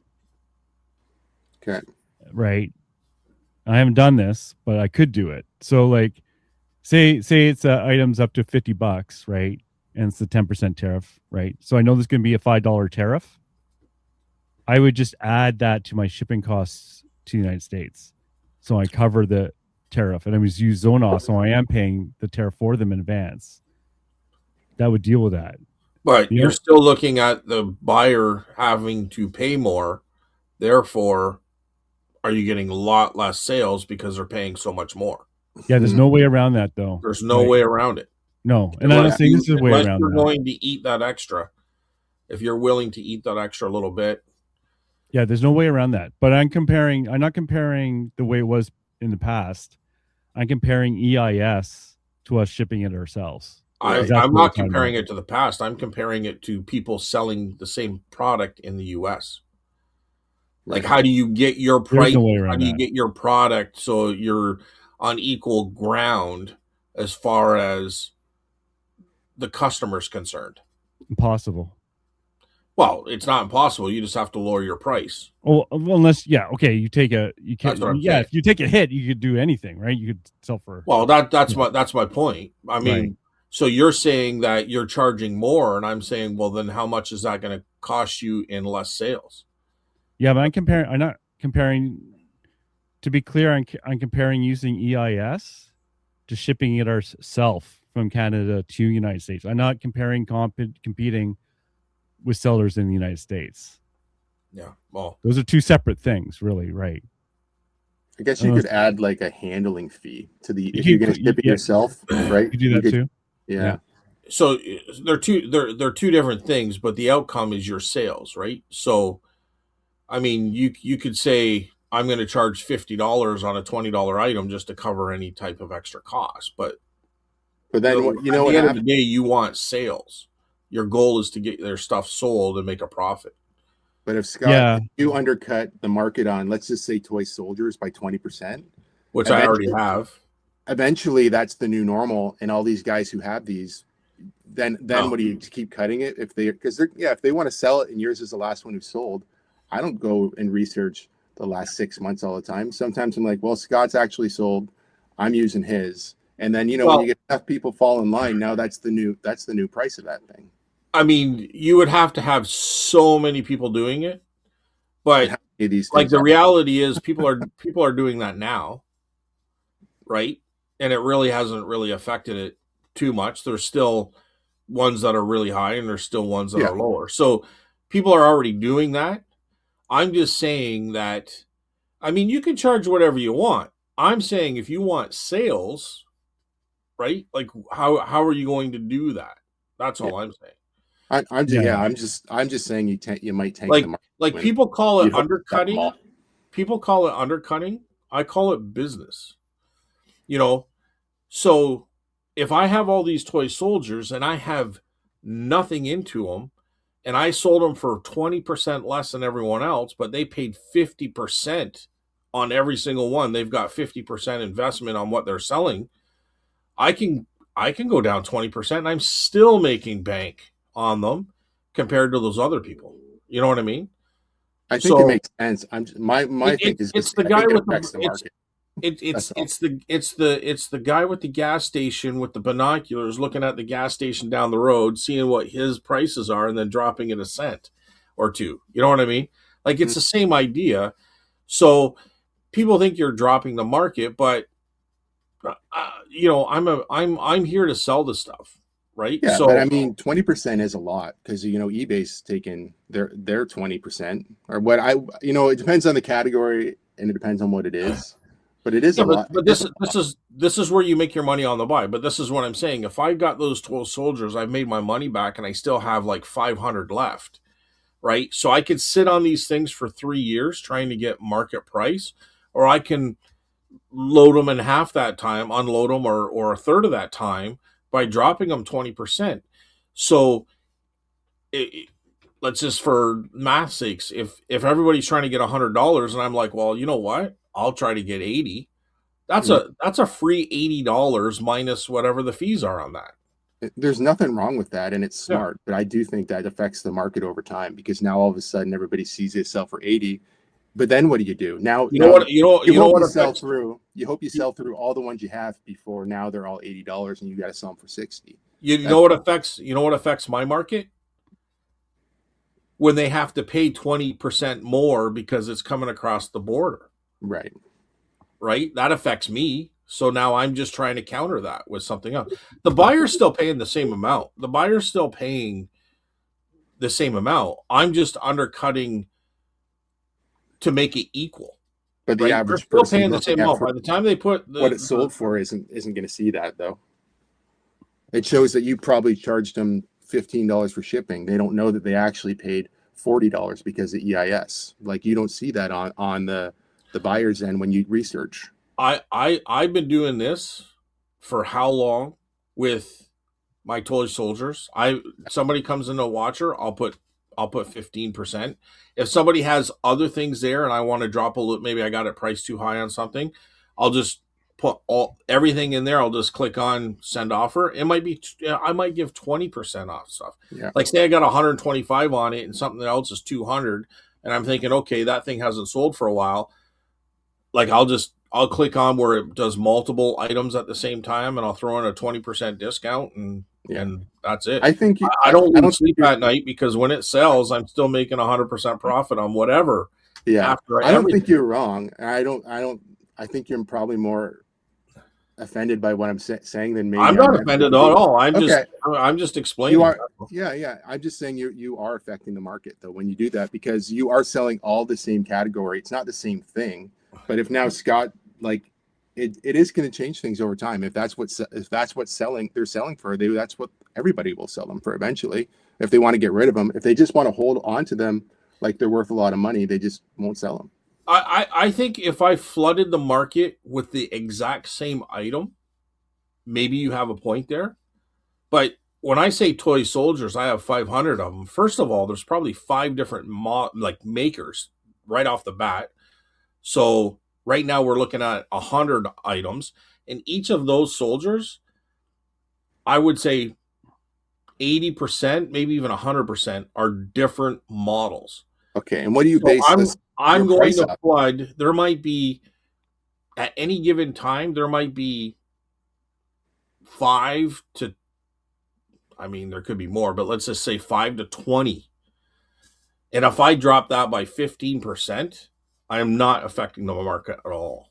But at all. what do you And second, and base your second, price and off of? second of all, everybody, I would say almost not, like if you know the toy soldier market, like I obviously have learned, if I was to actually get in there, I'm probably out of every listing, there's probably 0 to 1, maybe 2, but rarely have I even found 2 that are selling pre-owned toy soldiers. Everything is listed as brand new.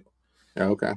So I'm really the lone ranger in the toy pre-owned stuff. Like you can go in there and check out anything.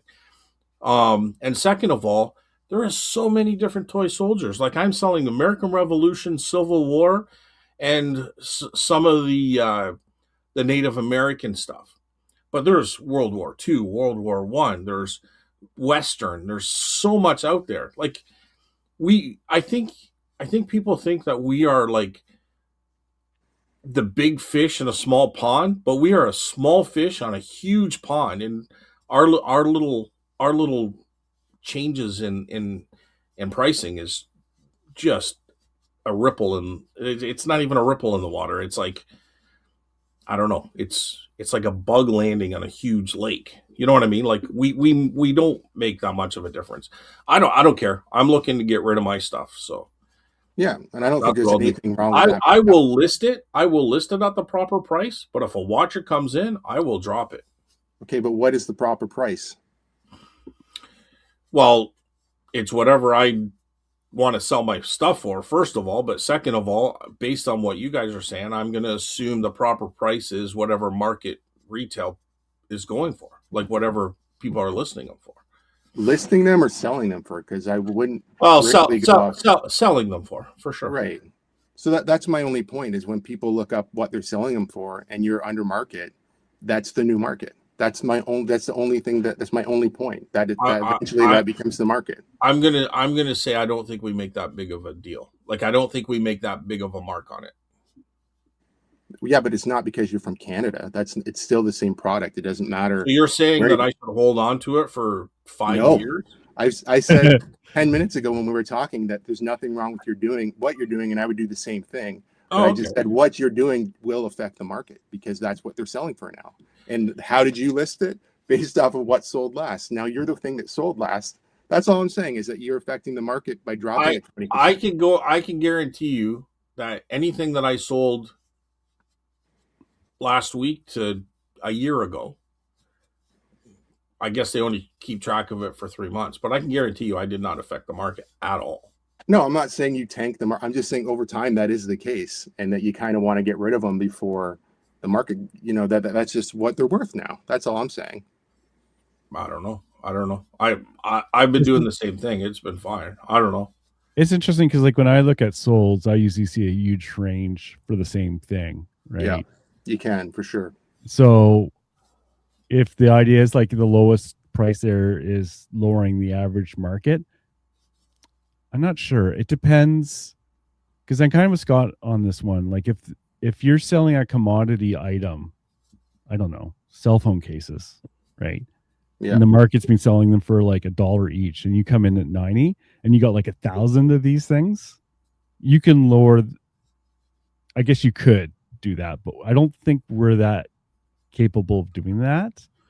And the fact is, right now, I can see a wide range for one item, and I will not pick the lowest sold item for my comps.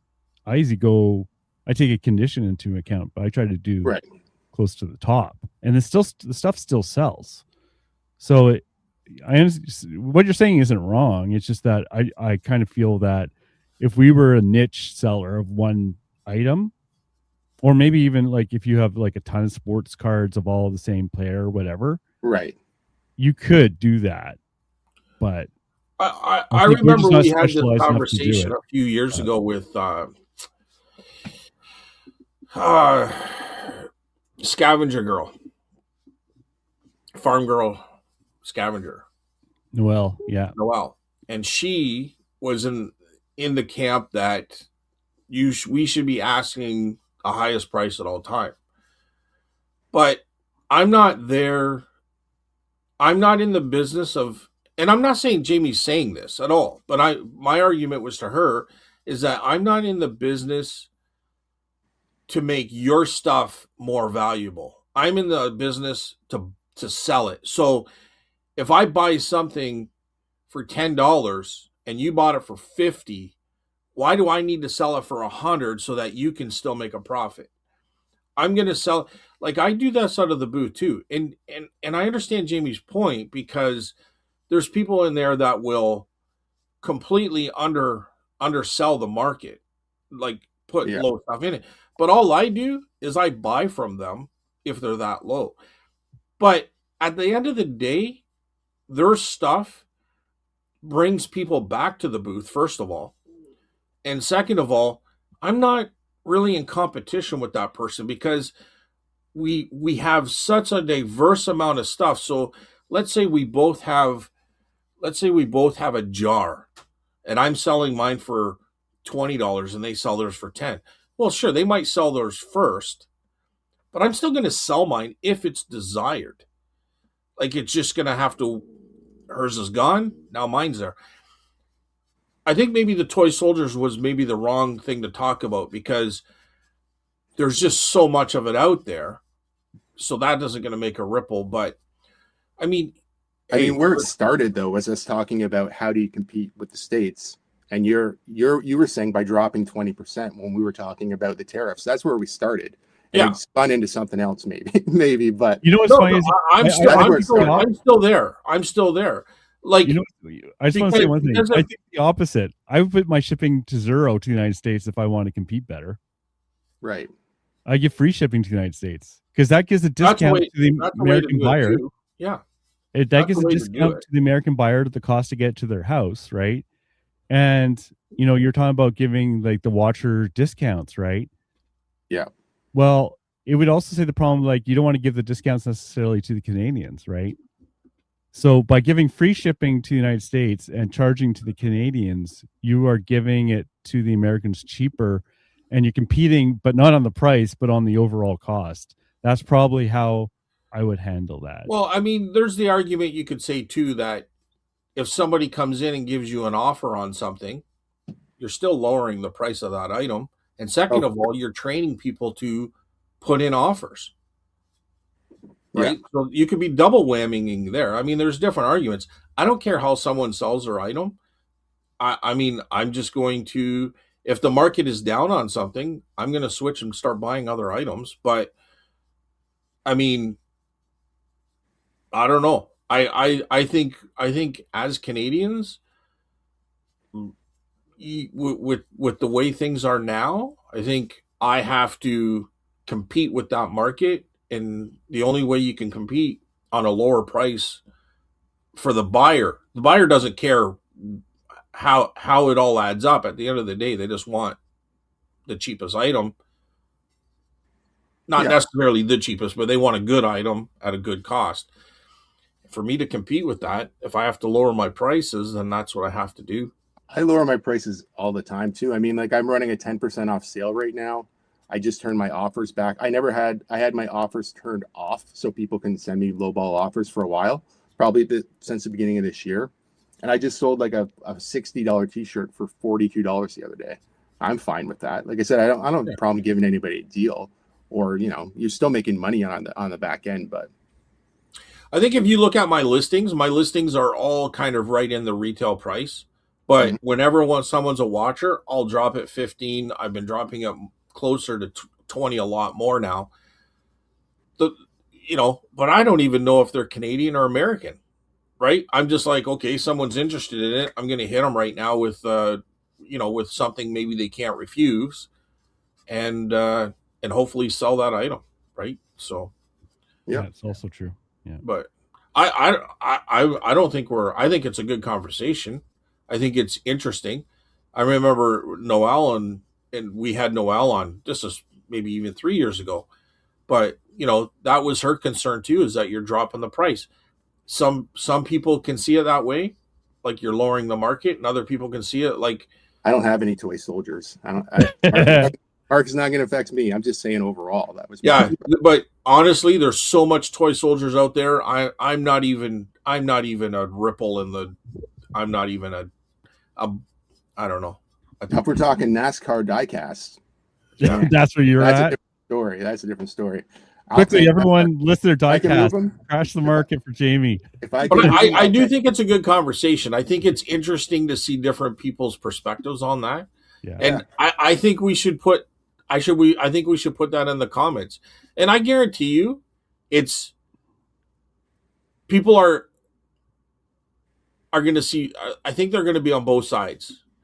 I think you're going to say you go for retail and when you hang on to it too long then you try to lower it. But I'd be interesting to see what people say. I mean, we had a huge conversation with. Was this the time that Chris ended up like? Yeah. He left the show. Right? Oh no! Yeah. He just left. He just left. But Oh, wow. We were talking about turnover rate. Oh, okay. we were talking about something, and Noel was Pushing too many buttons. Chris. I love Noelle, but she can push buttons. Oh, I love Noel. Yeah. I miss her. She's one of the ones I miss. Anyways, But anyway, you know the funny thing is what I was talking about has nothing to do with what we just debated too. well, I don't even know what you had said. I was going by what Jamie was asking. Yeah. What did you say? I was just talking about how to get things to the United States as cheap as possible. Yeah, that's where it started. Smuggle. But that's why I say we should start another sub business across the Lake Erie there, and just like a couple motorboats. Yeah, but yeah, I don't know. I don't know. I don't know. Yeah. That's good. I just know I still have a ton of friggin' toy soldiers, man. It's insane. I'd sell them I just got to the point. I haven't even listed them for a while. I've been listing other things. Yeah. I just kind of got bored of looking at them all the time. I know. I got it. It's so bad, but yeah. I would do exactly what you're doing, and that's the part that I think is interesting. That I don't think maybe it came across to you exactly. I think what you're doing is fine and right. I just think it what does affect, the rest of the ones that are for sale. That's all. No, I that's fine. I'll just explain why I don't think that that's an issue. Hey, listen, we talked about Stone Cold Steve Austin shirts. If you go, they are like $30. There might be factors involved here, sizes, age, all sorts of years. I think, yeah. But they can go from like even probably $20 to $400. You know what I mean? For sure. So, but I don't know. I think that's an interesting topic. It really is, because we've had people in the market talk about this kind of stuff too. And I think the market, if you look at the market, and I know I'm kind of rambling on with this now, but I really find the thought process interesting. I also find that, who keeps coming back in the booths that are completely busy all the time? Which booth probably in 1 month sold more than anyone in record history are the ones that have the better prices. Yeah. I try to keep my prices in my booth lower for sure than probably the people around me to try to be competitive for sure. I'm probably in the middle. I still have my higher end items that I like to get stuff for. And I think like my G.I. Joes, I know I had top retail on them, but I can bring them home, list them quickly and easily online. So I'm not going to go too much lower. If somebody came in and made an offer that was reasonable, I'd probably agree to it. But like, I know I was asking $100 for an action figure, Carl, not a doll. But, but I'm like, I know it's unclothed and everything, and it's probably worth more, like $60. But I'm like, I'm not going to go lower because I can sell the hands for $30, the head for $40, the feet for $30, and then I can bundle up all the torsos and everything and ask a different amount for them. So, like, by the time I'm done doing all that, like, why would I go lower? You know what I This mean? is this is a complete figure that you're pulling apart and selling. You're talking about?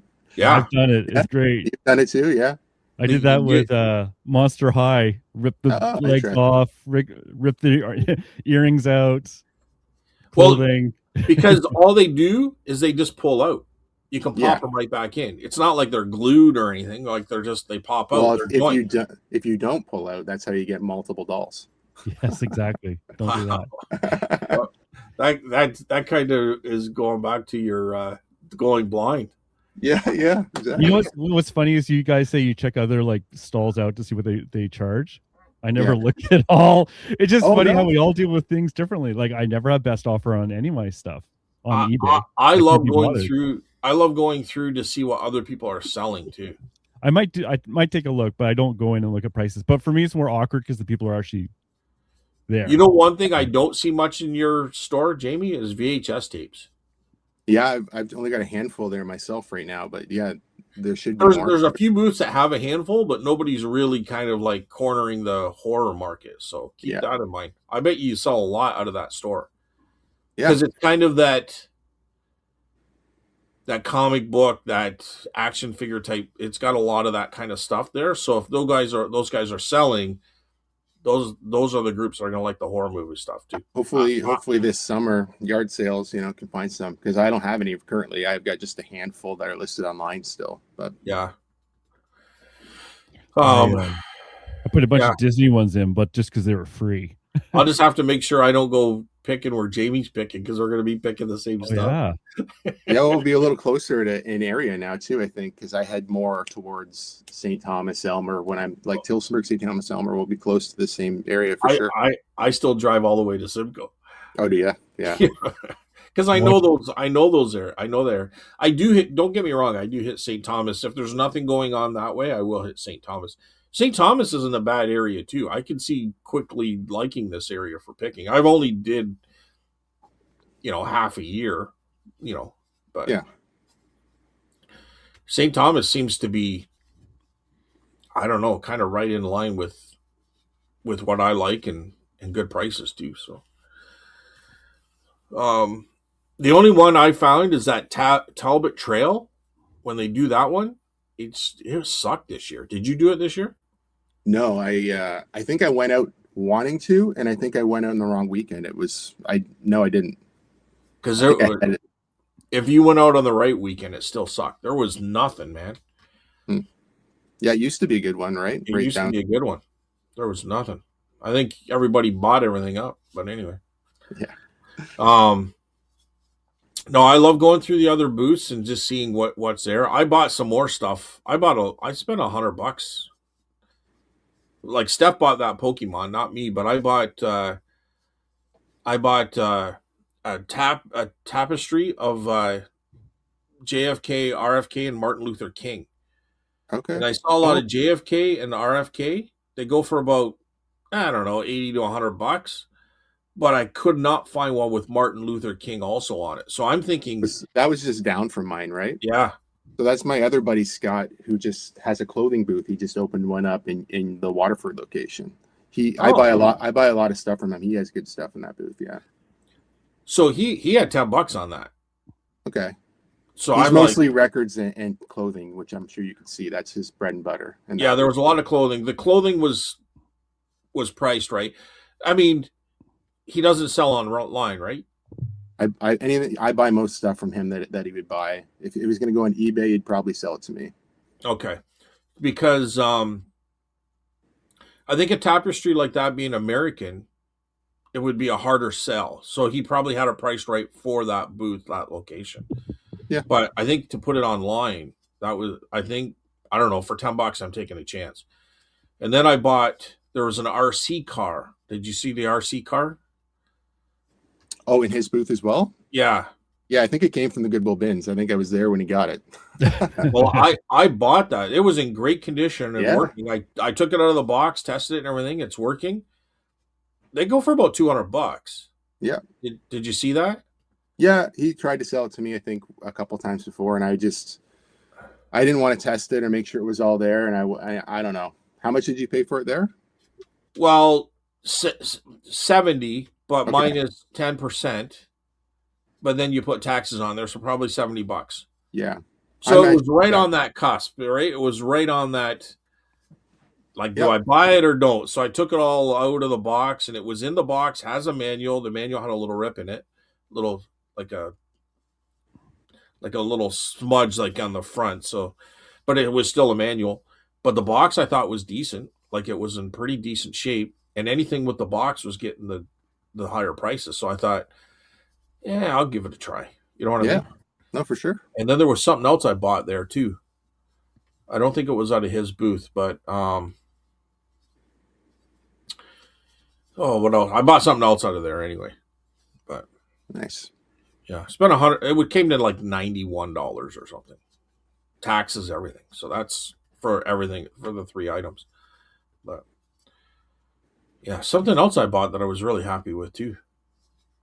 I only paid like $10 or something, but anyway, I'll figure it out. Let you know. But I don't know whose booth that was out of though. It might have been his booth again too. I don't know. There's a guy directly behind me, so if you could go through the wall right behind me, he's another guy who goes to the Goodwill bins. He has a lot of similar stuff, but his booth isn't set up as organized. It's kind of stuff all over the place, but he usually has some interesting stuff in there too. Yeah, and there's a guy that's in there. I think he's got 2 booths, but he has 2 booths in Waterford, and he lives in St. Thomas. Okay. Do you know who that guy is? I don't know what his name is, but I know who. Yeah, I know the booths and stuff you're talking about. Okay, a lot of toys, a lot of vintage toy stuff. Yeah, Yeah. So, yeah. Anyway, yeah. So I don't know. He's got a lot of stuff. I don't know where he's probably all over the place. I've gone to 2 stores and he's been in both. So, and he lives out here, so he could have spots in other places too. For sure. But I mean, it's not a bad gig if you can find even 5 locations, and you can do over $1,000 after all said and done. That's $5,000 a month. That's not too bad, for doing nothing. Yeah. Yeah. Right? You just have to be able to buy and buy and buy. You got to be able to buy and buy and buy. That's the thing, for sure. Yeah. And buy stuff that sells. Like these toy soldiers don't move too quickly out of the booth unless I like way underprice them. Yeah. Right? If I put $10 on them, they'll fly out of the booth. But if I try to get you $60, $70 that I get online, they sit for a long time. So there's a guy there that has a few in the booth. I don't know if you know who that is. Not who it is, but if you've seen them. In the Tilsonburg market, you mean? Yeah. Is it right up front by the door? That guy's got all the military kind of. Is it that one or no? I don't know if he had so you come in the front door and you turn left and you go through that little walkway and he's right there. Okay. So, but he's got them in a case. They're Britons and a couple different things, but yeah. But anyway, anything else, guys? Comments. I'm ready for comments, I think. Unless there's something you wanted to add, Jamie. Like No, I'm good. You good? Okay. Yeah. Well, congratulations on getting the booth. That's working for you, Jamie, because that's I'm really that makes a big difference, right? Yeah, it does for sure. Gives me an alternative place to shill my junk. and it grows your confidence too when you actually see stuff selling. Right? Like, absolutely. Yeah, it'd be interesting to see how that store does, because if you're doing that kind of numbers with a low, I shouldn't say low, you got a lot of stuff in your booth, but you have a lot more room. Yeah. And you're kind of in there's a couple months that are slow, but you kind of went through that slow month and you still did very well. You know what I mean?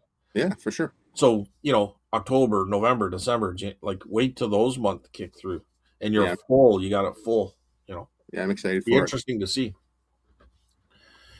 All right. Are you going first there, Carl? Sure. I'll go with Scott Oakley, the first one. Oh. Paying cash and person for goods is dwindling fast. I couldn't buy a box of Girl Guide cookies today because I didn't have $6 cash on me, and they didn't accept e-transfer or digital payment. Yeah,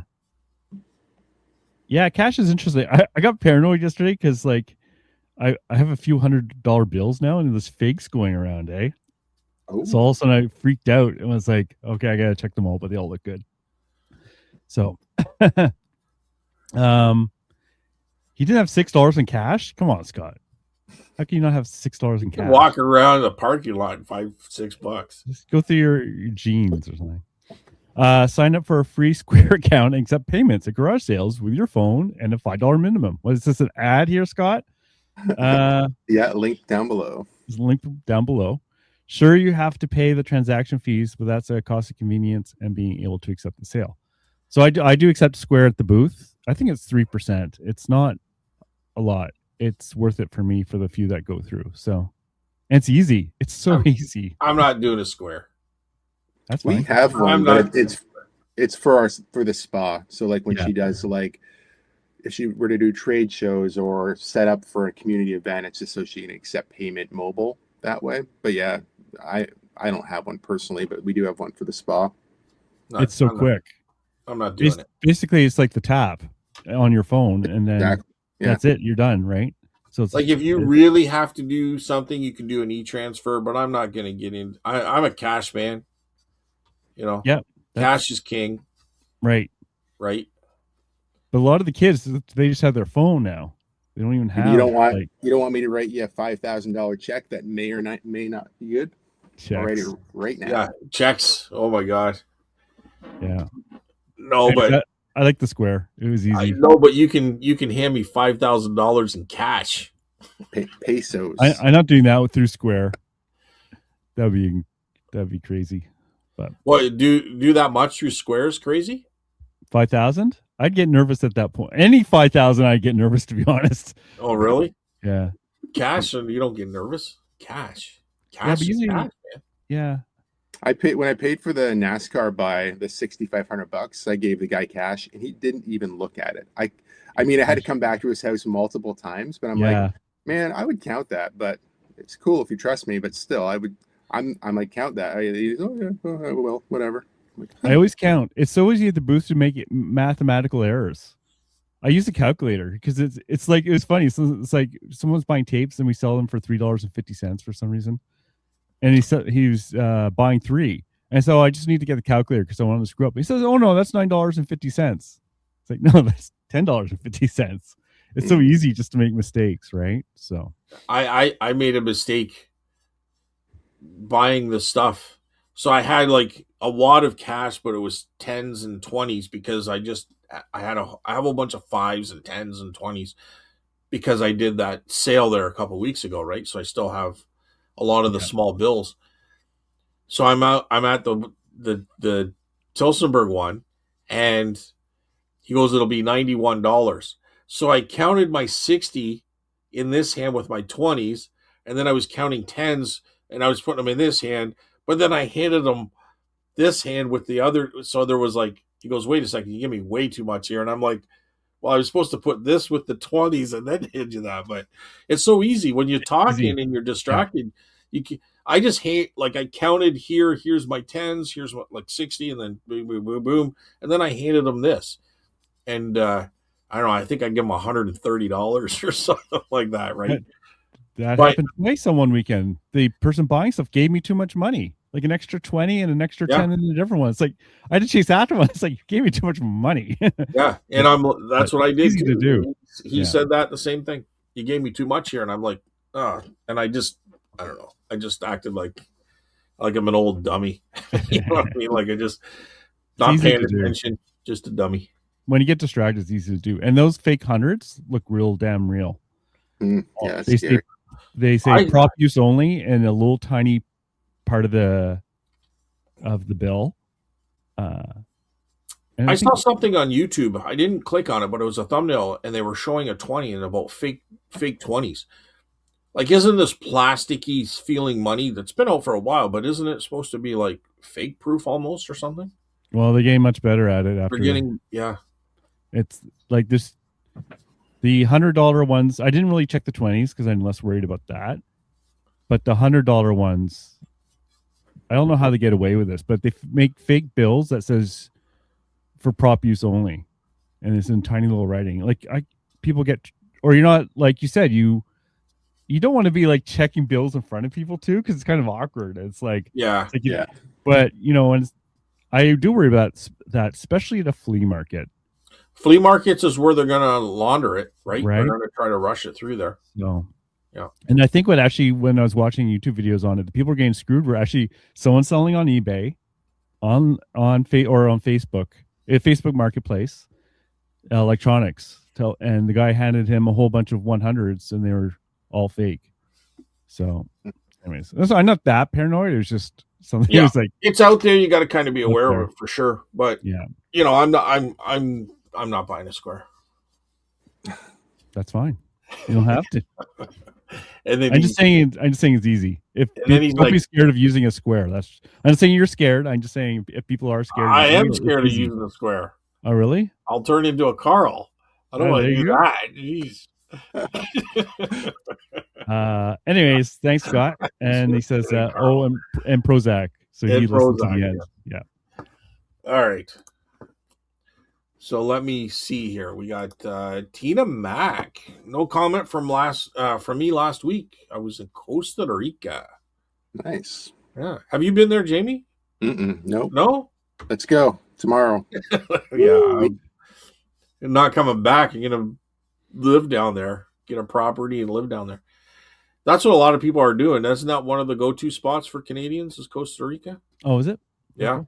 Yeah, could be. My buddy's been there. He said it's one of the places that you can always count on great weather. Oh, cool. Costa Rica. Celebrating our 25th anniversary. Nice. Hey, congratulations. Wow. Yeah. Congratulations. Back to the grind in a snow blizzard today. Oof. Yeah. Oof. It didn't last long, though. It was there one day and gone the next, right? Ours is really bad. Like I saw Jamie's video, and out the window, he's got the snow going, and I'm like, yeah. I had to check to make sure this is a recent video, but yeah, unfortunately, it was those windstorms where you worry about the roof a little bit and finding shingles the next day. It was that bad here. The wind was pretty wild. Hoping it doesn't take long for sales after being in vacation mode on the sites.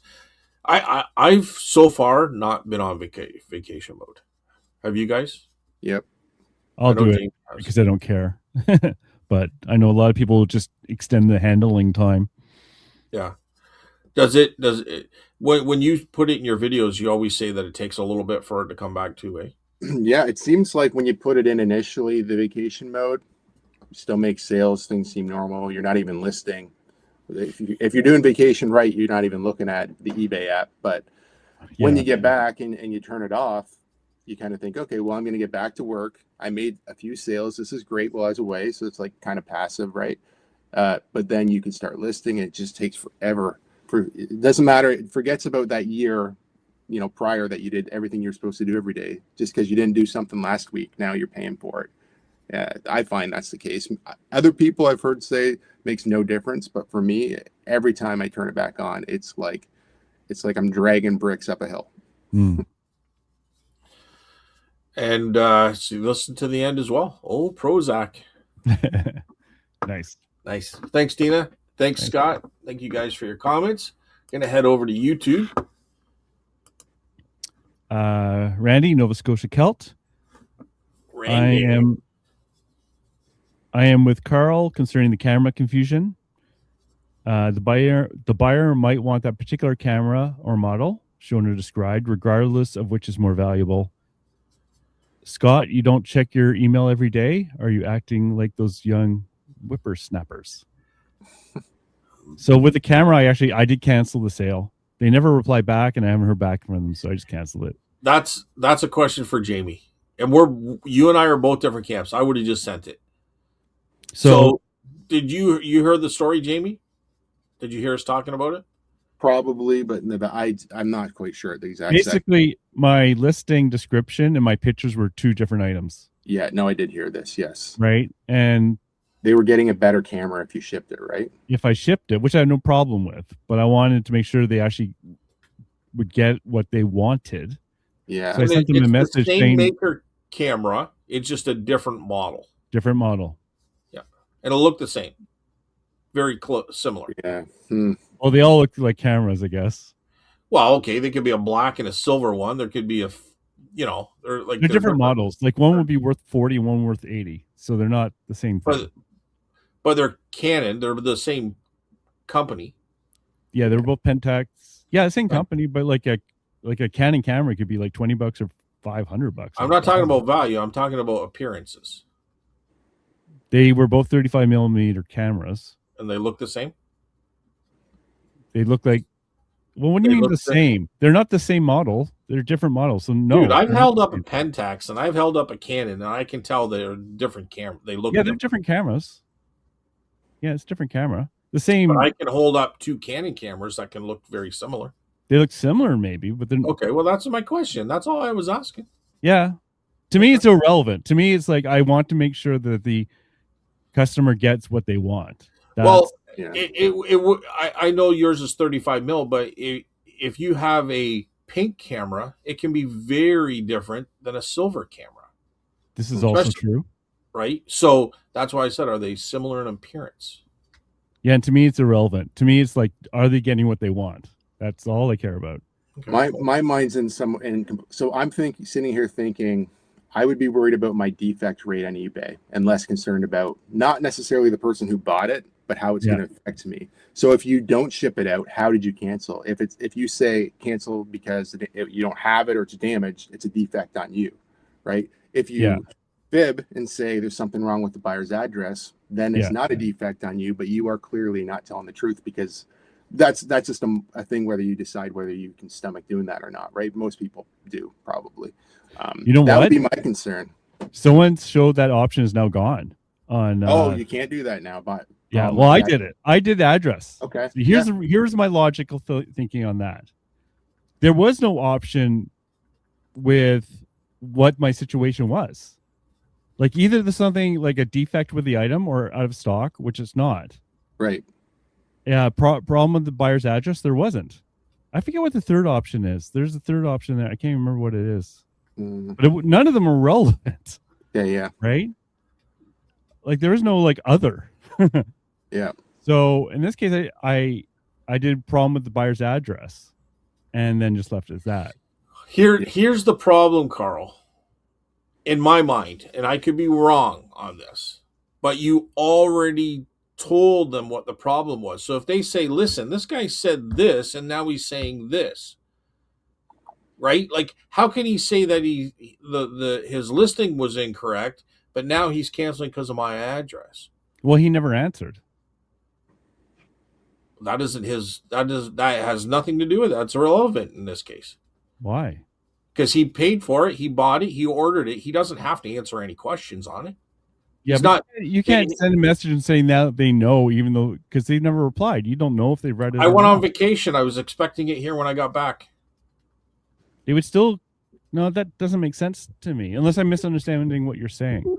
Because like if I'm saying you already told on yourself. So if they complain to eBay, if they said, "Listen, eBay, he said something's wrong with my address. How can he cancel something on my address?"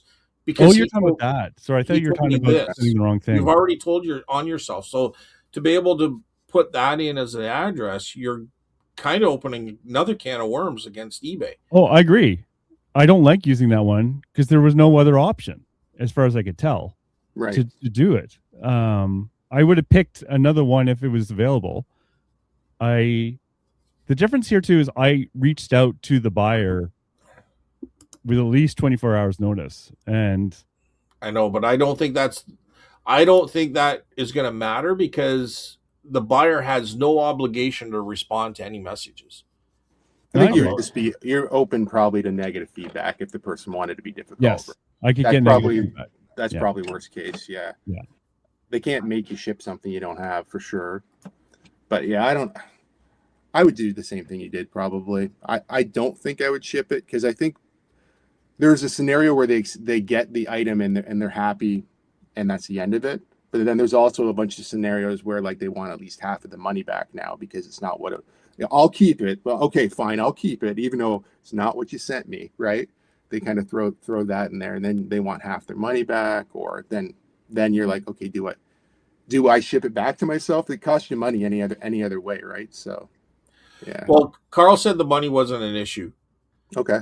But my thoughts were, if I cancel it, especially after messaging them, but if I cancel it, I'm going to get a ding on eBay. My metrics is going to be affected. Not if you say the address though, because that's why you use that little kind of white lie. Yeah. That will not affect you. I've Well, had eBay actually tell me to do that when I Yeah. talk to them on Oh. the not to justify the situation. Yeah. Like Yeah. it is. I agree. It's definitely gray, if not a little I've worse. had it where it went to Australia, and I didn't want. It was going to cost me more money to ship it than I was going to make. Like it was just but for whatever reason, Australia came up, and he was allowed to buy it. So I put issue with person's address, and that guy made a fuss. Yeah. He said, I've been buying stuff off eBay for years. He goes, there was nothing wrong with my address. I've had stuff sent here for a long time. So if they want to make a stink it's about easy that, enough for me to say, I would have shipped it to Australia. Because in that case, it's what he's saying is legit. after that incident, I probably would have shipped it to Australia. But that was going back a couple years ago. But I still remember that guy like losing his mind. Like it was a long, like he didn't say anything swearing wise, but he was not a happy guy. Like he made that known. And he probably deal with a lot of that. He was saying that what I was doing was wrong and all this other stuff. So to be clear, I would handle the situation differently on the fact that I tried to contact them with at least 24 hours notice. It was more than 24 hours notice saying this issue occurred. Usually in the past, when I have contacted people about issues, I usually get the answer within 8 hours. Listen, clearly I'm the wrong here. You two and Randy have both said that you would have done what you did. Well, I canceled an order yesterday, and it was fine, and it was similar. But it was a pair of jeans I didn't have, and this is what I did. I reached out to the person, said, "Hey, I don't have these in the bin they're supposed to be in. I'm going to completely refund you 100%. I just wanted to reach out and tell you this before I refunded you because I didn't want you to see the refund and think something else is wrong. I just don't have these." And that's what I did. And they just said, "Hey, the things like this happen," and it was totally fine. That's what you would hope happens in those cases, right? But and what reason did you pick? Oh, you know what reason I picked. You won't say it. Yes, we put it on the air, but they replied to me. You're in a different situation where the person never got back to you. That leaves you in a stranger situation where you're like, now I just have to make the decision, right? Yeah. I wouldn't have sent out an email. I would have just or a message. I would have shipped it off. It would your listing was 50% correct. So you don't know what 50% they looked at. Did they look at the listing or the pictures, right? So you're taking a 50-50. I'm looking at it like this. If I don't really have much into it, I'm going to ship it. Hopefully they're fine and it goes away. And if it doesn't, I'm going to get a ding. But either way, if I don't ship it and I cancel it, other than maybe the address, you might get away with it. But I'm just saying that you're going to get a ding, right? So if you're trying to avoid the ding, I would have just shipped it out and crossed my fingers and give myself a 50-50 chance of not getting a ding. Yeah, the worst case if you ship it is you get an INAD, which you say, "Oh, yeah, I'm wrong. Here's some money back." You're going to have to pay, or give them a return shipping label and get it back. You're definitely not going to get. I wouldn't even worry about getting it back and just say, "That's on me. Enjoy the camera." Right. Yeah. Like in an $80 camera, I'm probably going to have less than $10 invested. So for sure. So you eat the $10 shipping, you lose $20, but you know. Yeah, but Carl, you said the money wasn't an issue. That wasn't the issue. Yeah, I just don't want to give them the wrong thing. Yeah. I don't know if there's been. Well, you only give them 50% of a wrong thing because your listing or your photos, one of them was right. So it's not like you really give them right. Okay. It's not like you really give them the wrong thing. It just depends what they looked at. My God, yeah. Anyways, I'm not losing sleep on this, but mistakes happen too. I've also had to cancel because I can't find the damn thing. Yep. That's definitely happened. And honestly, sometimes for dings to your account, we're allowed a certain percent You are, yeah. The funny thing is, though, is because we switched over from .com to .ca, I have less percentages I can use up because I've had sold less on .ca because I wasn't selling on .ca. Do you know what I mean? Yeah, Like, so yeah. on .com, like they take your percentage of default or defective rate. On .com would have been fine because of all the stuff I sell. But because it's .ca, I have less of a percentage to work with. So I also think that, and you guys can tell me if, and this has nothing to do with reality. This is just, I don't know, the stars get aligned in a certain way. But when you have one issue, 2 or 3 are going to follow. It feels like it for sure. Right. yeah. So if you like have, oh, I can eat this issue, and then all of a sudden you got a complaint, and then another issue, and it's like right, you might not get nothing for a whole year, and then all of a sudden you get bang, bang, bang, someone complains about something. Depends on like how severe. Like I got a neutral from someone who said it was good. That's all they said, good. I don't even reply or give it the time of day neutrals. I didn't care. I went like whatever. Well, it's not bad, I guess. Yeah, it doesn't affect my percentage. No. So it's like, and if anyone goes and reads my neutral which says good, they're gonna be okay. I'd be more afraid of irritating them and having them change it to Yes. more. That'd be Yeah. my problem. Me too. I just it's not. It doesn't affect my account. It doesn't affect my percentage. Whatever. I did go after a neutral, but that's because the person said, be careful about buying from Canadians because it costs so much more because of all the tariffs and stuff. And if you want to return it, then because it goes through international shipping, then eBay's going to put all these charges, and you end up only getting 50% of your money back. Yeah. That's why I went after that one, because they had a remorse buy. It wasn't my item. My item was actually brand new, but their return reason was for a remorse buy. And I'm like, if people read not to buy from Canada because and I did everything correctly, I don't want people reading that on my site. So eBay ended up taking that off. But that's why I went after one neutral, because of that reason. Yeah, that's that makes sense. more severe. Yeah. Yeah. But don't buy from Canada. Come on, man. Yeah. At the risk of making this a 3-hour episode, I just remembered I did have something happen recently that was similar to Carl in a way, but it was my fault. I shipped a hockey jersey to the UK through EIS, and I had a couple different sizes. It was the kids. I accidentally sent them a brand new tags youth, large, extra large, and they ordered a used. It's the same jersey exactly. They ordered a used one that was a small medium. Yeah. And through EIS, it got there, and I guess nobody in Toronto looked to make sure that the jersey was exactly what it was. They're just probably like, yep, it's a jersey. It's the one it's supposed to be, whatever. And the person reached out and said, like, this is a nice jersey, but it's not, and it's new, which is great, but it's the wrong size. And they said eBay said it was going to be like $45 to ship, to open a return and ship it back. And they asked if I could ship them a new one, and I kind of looked and I'm like, well, I can't really. Like, this is the EIS. Like, I can't even do anything. They did ask if I would like refund them, and I'm like, I don't refund without a return typically, even though it's my fault. I currently I haven't done anything. I just kind of left it at that, and that was me making the mistake shipping it to them. They did wind up saying that they would keep it and hopefully their kid grew into the jersey, but I thought, like, I still would rather have the return than just give you the 50% refund, because nobody's forcing me to do that at that point, right? That's interesting. Well, because it's through EIS, you still get to keep the money anyway. So the return is the return because you keep the money. Yeah. Right. So I might have sent it out on that. I don't know how much would it cost. I did send it to them. That was the problem, right? I didn't purposely do that. It just wound up that I had two of the same jersey. And did you send them the one that they were asking you to send them? No, I sent them the extra large one instead of the small medium.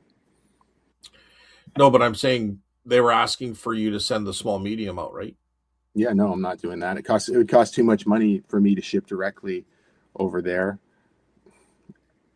My option to them was I apologized and said, could you please return it? And they said no, because it's going to cost $45. And then they asked for a partial refund, and I'm like, well, there's no case or anything opened. I'm just not going to just refund it just because I know they probably will fit the kids. It'll be too big for sure, but it's not a huge difference. I just didn't. I just left it alone, and nothing's happened. So did eBay send you we'll look after this? Nothing. This was just between me and the buyer trying to sort things out. And in most cases, I'm more than happy to be the bigger person and whatever, right? I was just like, well, the jersey they got because it was brand new with tags is a lot more valuable than the one that they should have got. Wait. This exact same scenario as my camera. Yeah, very similar. That's why it made me think of it. Yeah. So they got a better item and they wanted half the money back. And I said, no. I said to them they could keep that one. And I actually wound up saying I would give you a 50% discount on the one that you actually should have got. And you can keep the other one. So you would get it. And they didn't want to do that because of the shipping price still. So I'm like, well, I don't know what to do. So I just left it. If it was me, I would have called eBay. But eBay's not involved yet. So I'm not going to stir the pot. Yeah. I'm just saying what I would do. Right. Like, because I wouldn't know what to actually do in that situation. Yeah. Because, once we ship it off to EIS, like Scott was saying, like, we get the money no matter what, right? Yeah. But obviously, I would probably tell them to contact eBay because it's in their hands at that point. I think they did, and that's why they knew it was going to cost $45 to return it, and they're like, so eBay kind of left them hanging, and then I kind of did too, unfortunately. I think eBay actually gave them bad advice. Maybe because it's really an INAD, right? I don't know because EIS is slightly different. It might be, but then they also shipped it out as the wrong item too. It wasn't just me. Oh, true. That's also true, but still, it would be an INAD. Yeah. So does that's an interesting point, Jamie. You said they shipped it out. So do they open up and look at every item? They should, because what if you sent something and it broke on the way there and they're going to reship a broken item? They probably don't want to waste their time and money too, right? I would think so. They probably, with all this stuff going on currently with the border, you would think they would want to even verify that it's actually made in XYZ, right? Because when it gets to the border, if they look and it's not, then it's bad on them too. So I'm sure they must do some due diligence. Making sure I'm just thinking that the time it would take to examine the item, check it out, and then repackage it, it's probably just more efficient just to pay for any kind of problems. I don't know. I never thought that they're checking it. Like, I guess that's what they do with Amazon, but Amazon's a little different system. They would just take everything and shelve it and put your code on it. And then when someone buys it, then they grab it. But these are prepackaged and ready to go to a certain buyer. I don't know. Do you think they open it up, Carl? Or do you think they open it up? I think, well, it's a private company actually doing it. Oh, okay. Right? eBay hands it off to this company and they do it. I bet you they have a system where it depends on the value of the item if they're going to open it up or not. Because they don't have that system that they have in the States yet, where it's guaranteed warrant. What is it? Where they make sure that it's authentic. This is not that. Yeah, there's no watch. Don't have that, right? Shoes. We have that actually for something. Shoes. For shoes. Right? I've used it for shoes before. Yeah. Shoes and watches and different things, like high-end watches. Yeah. High-end gold and jewelry. Yeah, depends. It's got to be over a certain value in each category for it to qualify. I bet you they have reasons of why they would open it up. I don't think they're opening everything. It would take too much time. I bet you it depends on the value of the item and the size of the box. Yeah. Like See, my thought with not stirring the pot and not like trying to make it, hope it goes away, wish it away, essentially. Yeah. Is I don't want to create ripples where all of a sudden I'm a problem on EIS. I want to keep that program. So I don't want to have like something flagged against me. So I mean, it would make the most sense just to refund the person potentially, just so that they're happy. But at the same time, that's still a problem with the item probably. So I'm just hoping that they wind up being happy enough with it that they don't want to return it, or if they do return it, they return it properly through eBay, just so it can be dealt with the right way. I think if there's one thing that's kind of like giving you the green light is this is not your responsibility. Right. Like, Yeah. I think the responsibility to deal with it is definitely on eBay side, because that's what they tell us, right? Like, Yep. yes, you made the mistake, but it's still eBay's responsibility to figure out what to do. So I would just say with the EIS, it's completely out of my hands. And the fact is, they got bad advice, right? But that's not your responsibility either, right?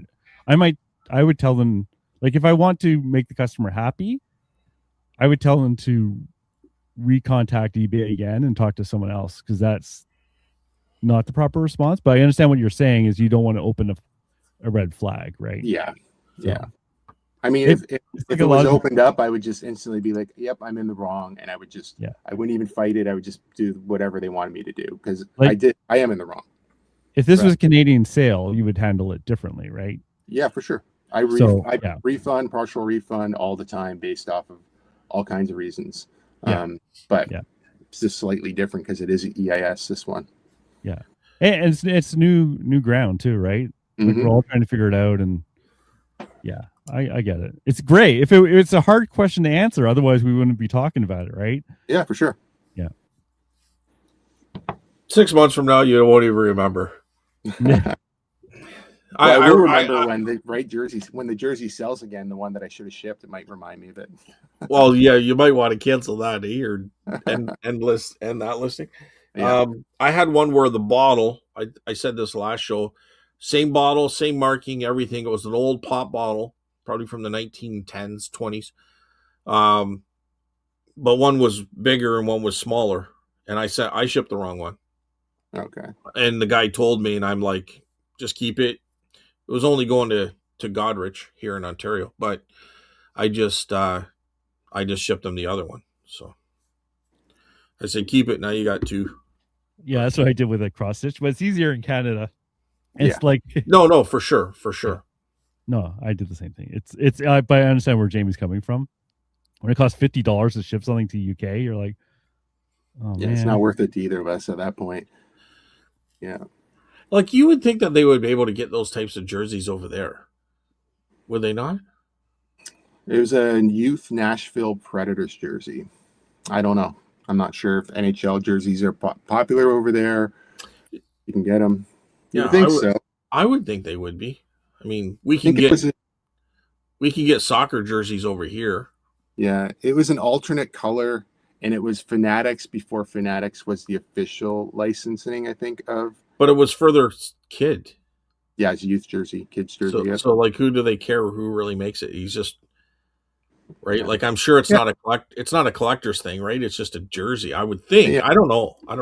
Tell the kid to put clothespins on the side of it. It's fine. Yeah. That's what my mom did to me. Just shrink it. Just put it in the wash. Put that Go get it tailored for $20. Yeah. And then you'll reimburse them $20 because it's cheaper than shipping them the real one. Just don't make mistakes. I've been told that too. Carl, don't make mistakes. You won't have any of these issues. Yeah. Even the AI robots are making mistakes, so we're not. All of us have problems. Yeah. Carl is an AI robot. That's right. He is Excel sheet. I was learning pivot tables yesterday. I got all excited. What is that? Pivot tables.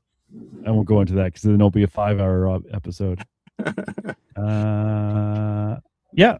Trust me. I think just the sounds of it makes it sound like it would be like 3 minutes and we'd be falling asleep. So, okay, one more comment and I'll read it because it says Carl from Randy again. So Carl keeps his cat stoned on Prozac. Hell yes. That's all. Prozac. That's a shame. Poor cat. Can't be as free. Doesn't have freedom. There's all the freedom we can handle. Just drug it. Oh, okay. Man. All right. I don't know. Anything else? Nope. Well, Jamie said he wants to go to 3 hours. What do we got? We're in the 2:30 range right now. Yeah, 25 more minutes. Yeah. I'm about to sell I just got a phone call and I'm about to sell a piece of furniture for $300. Nice. I paid That's pretty $10 for it. So Wow, that's pretty good. Yeah, furniture is tough, right? Unless you sell it local. yeah, ship that to UK. Yeah, trade it up. It's one of those old, probably 1920s, 1930s, 1920s, probably secretary desk. I have Yep. 400 on it, so they're asking if I can do better. So I said 300. So And where would you store something like that? Like where you just have that in your garage? no, it's in my booth. Oh, this is in your booth. Oh, I thought this was okay. Well, it makes more sense. That's still Yeah, kind of mean to bring something that big in there, isn't it? not really. I mean, if you do it once in a while, it's not a big deal. Yeah. Especially when you're picking it up for $10 and you can use it to put stuff on it.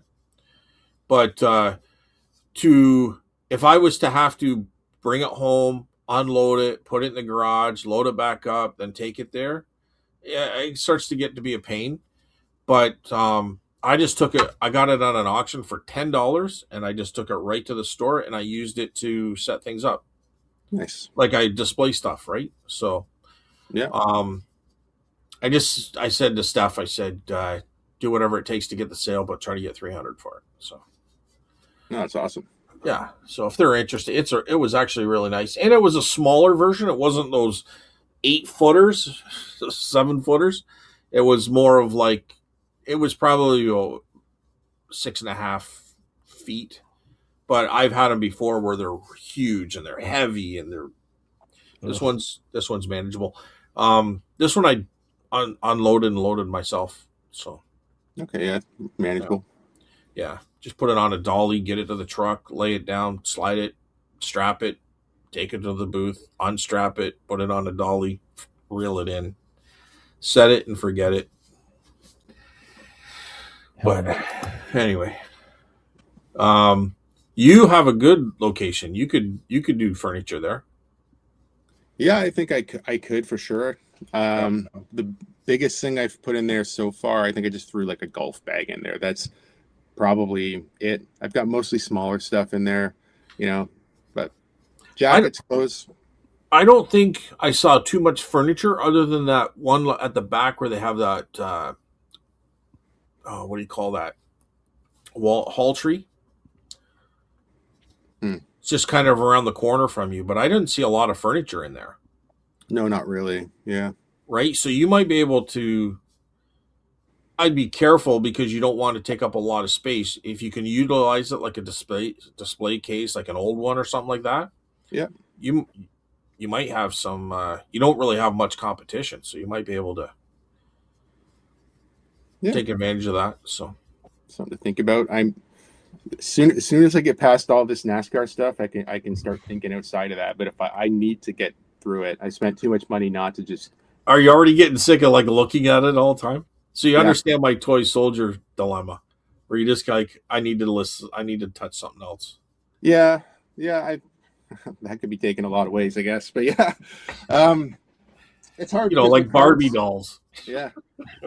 With cards, I'm still interested in the sports cards, even though I'm doing that every day. I'm just not that interested in NASCAR in general. So it's not like I'm like, oh, great, this is a really cool piece of listen, Martin, blah blah blah. It's just like okay, the whole world saw you like woohoo when you got all those jackets. Oh yeah, I just sold another NASCAR jacket at my booth, Dale Earnhardt Dodge one for $115. So I'll be bringing another one. So that's awesome. Kind of slowed down on mine a little bit. But everyone I drop off at the booth now within a week sells for $100+. So I'll get rid of the rest of them that way for sure. That's it. That was. Do you still think that was a good buy, Jamie? Like not the items, but the value you end up having to pay out. Are you getting that back? Yes, I think it's a good buy overall. Would I purposely go out and try to find NASCAR diecasts because there's a lot of those? No, they're not worth what they used to be. They still do sell, and because I have so many of them, it's worth it, and they're easy to list. But I wouldn't go sourcing for that. I wouldn't go hunt around for them for sure. No. But Yeah. overall, as a good buy, yeah, I think it's going to be excellent. Like I've already made back a good chunk of the money. No, I definitely am not at the break even point, but a good chunk's back already. You just because you questioned whether it was too much or not. Like, I don't know if that was for your video or if you really felt that way, but obviously you know that you felt that there was enough to make it. It was just more than what you really wanted to spend, right? So, and I think we're For always sure. there, but For sure. It also filled like this huge void of time where I don't source well in the winter, right? So if I can get this all listed and up and for sale by the time I really want to start sourcing again, which is just, maybe a month away when garage sales, I think maybe a month from now, we'll start to see like rummage sales, garage sales, that type of thing. Yeah. If I'm in a place where I don't need to worry so much about all this backlog, it'll give me the opportunity to buy again. And the one thing which I'm sure you guys can both relate to this. If you buy a big chunk of inventory and you're not spending money, when the money comes back in, it seems a lot better because you're not spending the money anymore, right? So it gives you a chance to actually bank some of that back. Yeah. Where when you're constantly sourcing, it's a lot in and a lot out, right? Yeah. But I think your booth will help you be able to get through that pretty quickly. Like, right? Like if you say, "Holy cripes, I don't want to be listing. I need this stuff out of the house because I'm going to go outside or start yard sales." I mean, you could just start throwing a bunch of price tags on them and just throw them in your booth. I can't do that though. I have to look at every car because one car is $25 and the next car. No. Look at them to figure out your prices, but you'd probably get close to the same price out of your booth than what you would online. Probably, yeah. I think that type of clientele is there for you for sure. Yeah, right? Lots of the NASCAR stuff I threw in there has already walked out the door. So, yeah. I mean, look at that big interstate sign. You had over $100 on that. That sold real quick. Yeah, both of them went out like in the same. I'm sure the same person bought both of them actually. Yeah. Yeah. So, I think the clientele's there. So what I'm saying is, make sure you got the right price on it. You don't want $50 with a $20 price tag, but if it's $50, rather than listing it and going through that, you could just. I guarantee you quickly put them through your booth. Yeah, for sure. Like I said, I probably will start going back at the first ones I listed and just kind of looking to see if there's not a lot of watchers. It makes sense to pull those down and throw them in there. That's probably how I'll deal with, moving some of them in there that way. Because you definitely got space, so that's a good thing too. The bigger the booth, the better, right? So yeah. Yep. All right. Anything else? No, I'm good. No, it's lunch time here. I'm gonna eat some lunch, and I've got some listing to do this afternoon. So exciting times. What are you listing today? NASCAR diecasts. Are you really? Yeah, and some cards later after that, I think. Yep. Yeah. Carl, what are you listing today? I got to meet the guy who sells in my booth and give him a bunch of his stuff back that never sold in a year. So I'll be doing that. I also think I got a new camera on my telescope on my porch right now. So I'll play with that. Oh, cool. I'm not going to do any listing today. And Jamie, what are you doing after you're done listing? Pricing stuff for the booth. And then after that? Editing a video for YouTube. And then after that? Hopefully tacos. By that time, it'll be taco time. Oh, yeah, in the book. Yeah. I was wondering where you're going with this. Yeah. Hey, you gotta be reading my book. I gotta eat tacos, and then I'm gonna hope they want to stay in my belly, and then I'm gonna sit down and read your book. If they don't want to stay in my belly, I can always take it right into the bathroom with me. Well, you know what happens? Be a good reader. Maybe you'll start reading the book, and that'll make them not want to stay in your tummy. Maybe we'll see. We'll see. Yeah, the book might make you sick. I don't know. It'll be the what though? Book. I just posted something last night on the for my book on TikTok. Yeah, and I've got 358 views. Nice. That's awesome. Really, in like 12 hours on a new account. Like to me, that's pretty good. This will be the first physical book I read in a long time. I listen to a lot of audiobooks, a lot, like quite a few, but reading, obviously it's a lot different. You've got to sit down and like put the time in, right? Where if you're listening to something as you work, it's different. But yeah, no, I'm going to go through this one for sure. So it's funny you said that. One of the things that is very catchy for 2026 is going to be audiobooks. Yep.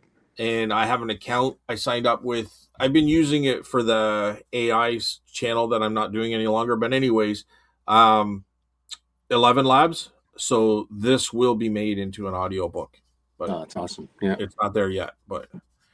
And that'll cost $15,000 per book per audiobook. Really? That's what they charge you? No, that's what I'm charging them. Oh, okay. I thought you meant that's what they charge you. I think it'll probably be like a lot cheap, like $5 or something. I'm assuming it'll be like kind of like your ebooks, right? I'll charge you $4 and I'll read it out loud and film it. No. Oh, that's what they charge me? No, you get for, I think I pay $30 a month and you get so many credits. Okay. And they just keep replenishing those credits. So if you don't, whatever you don't use, they add on top of the next month's credits.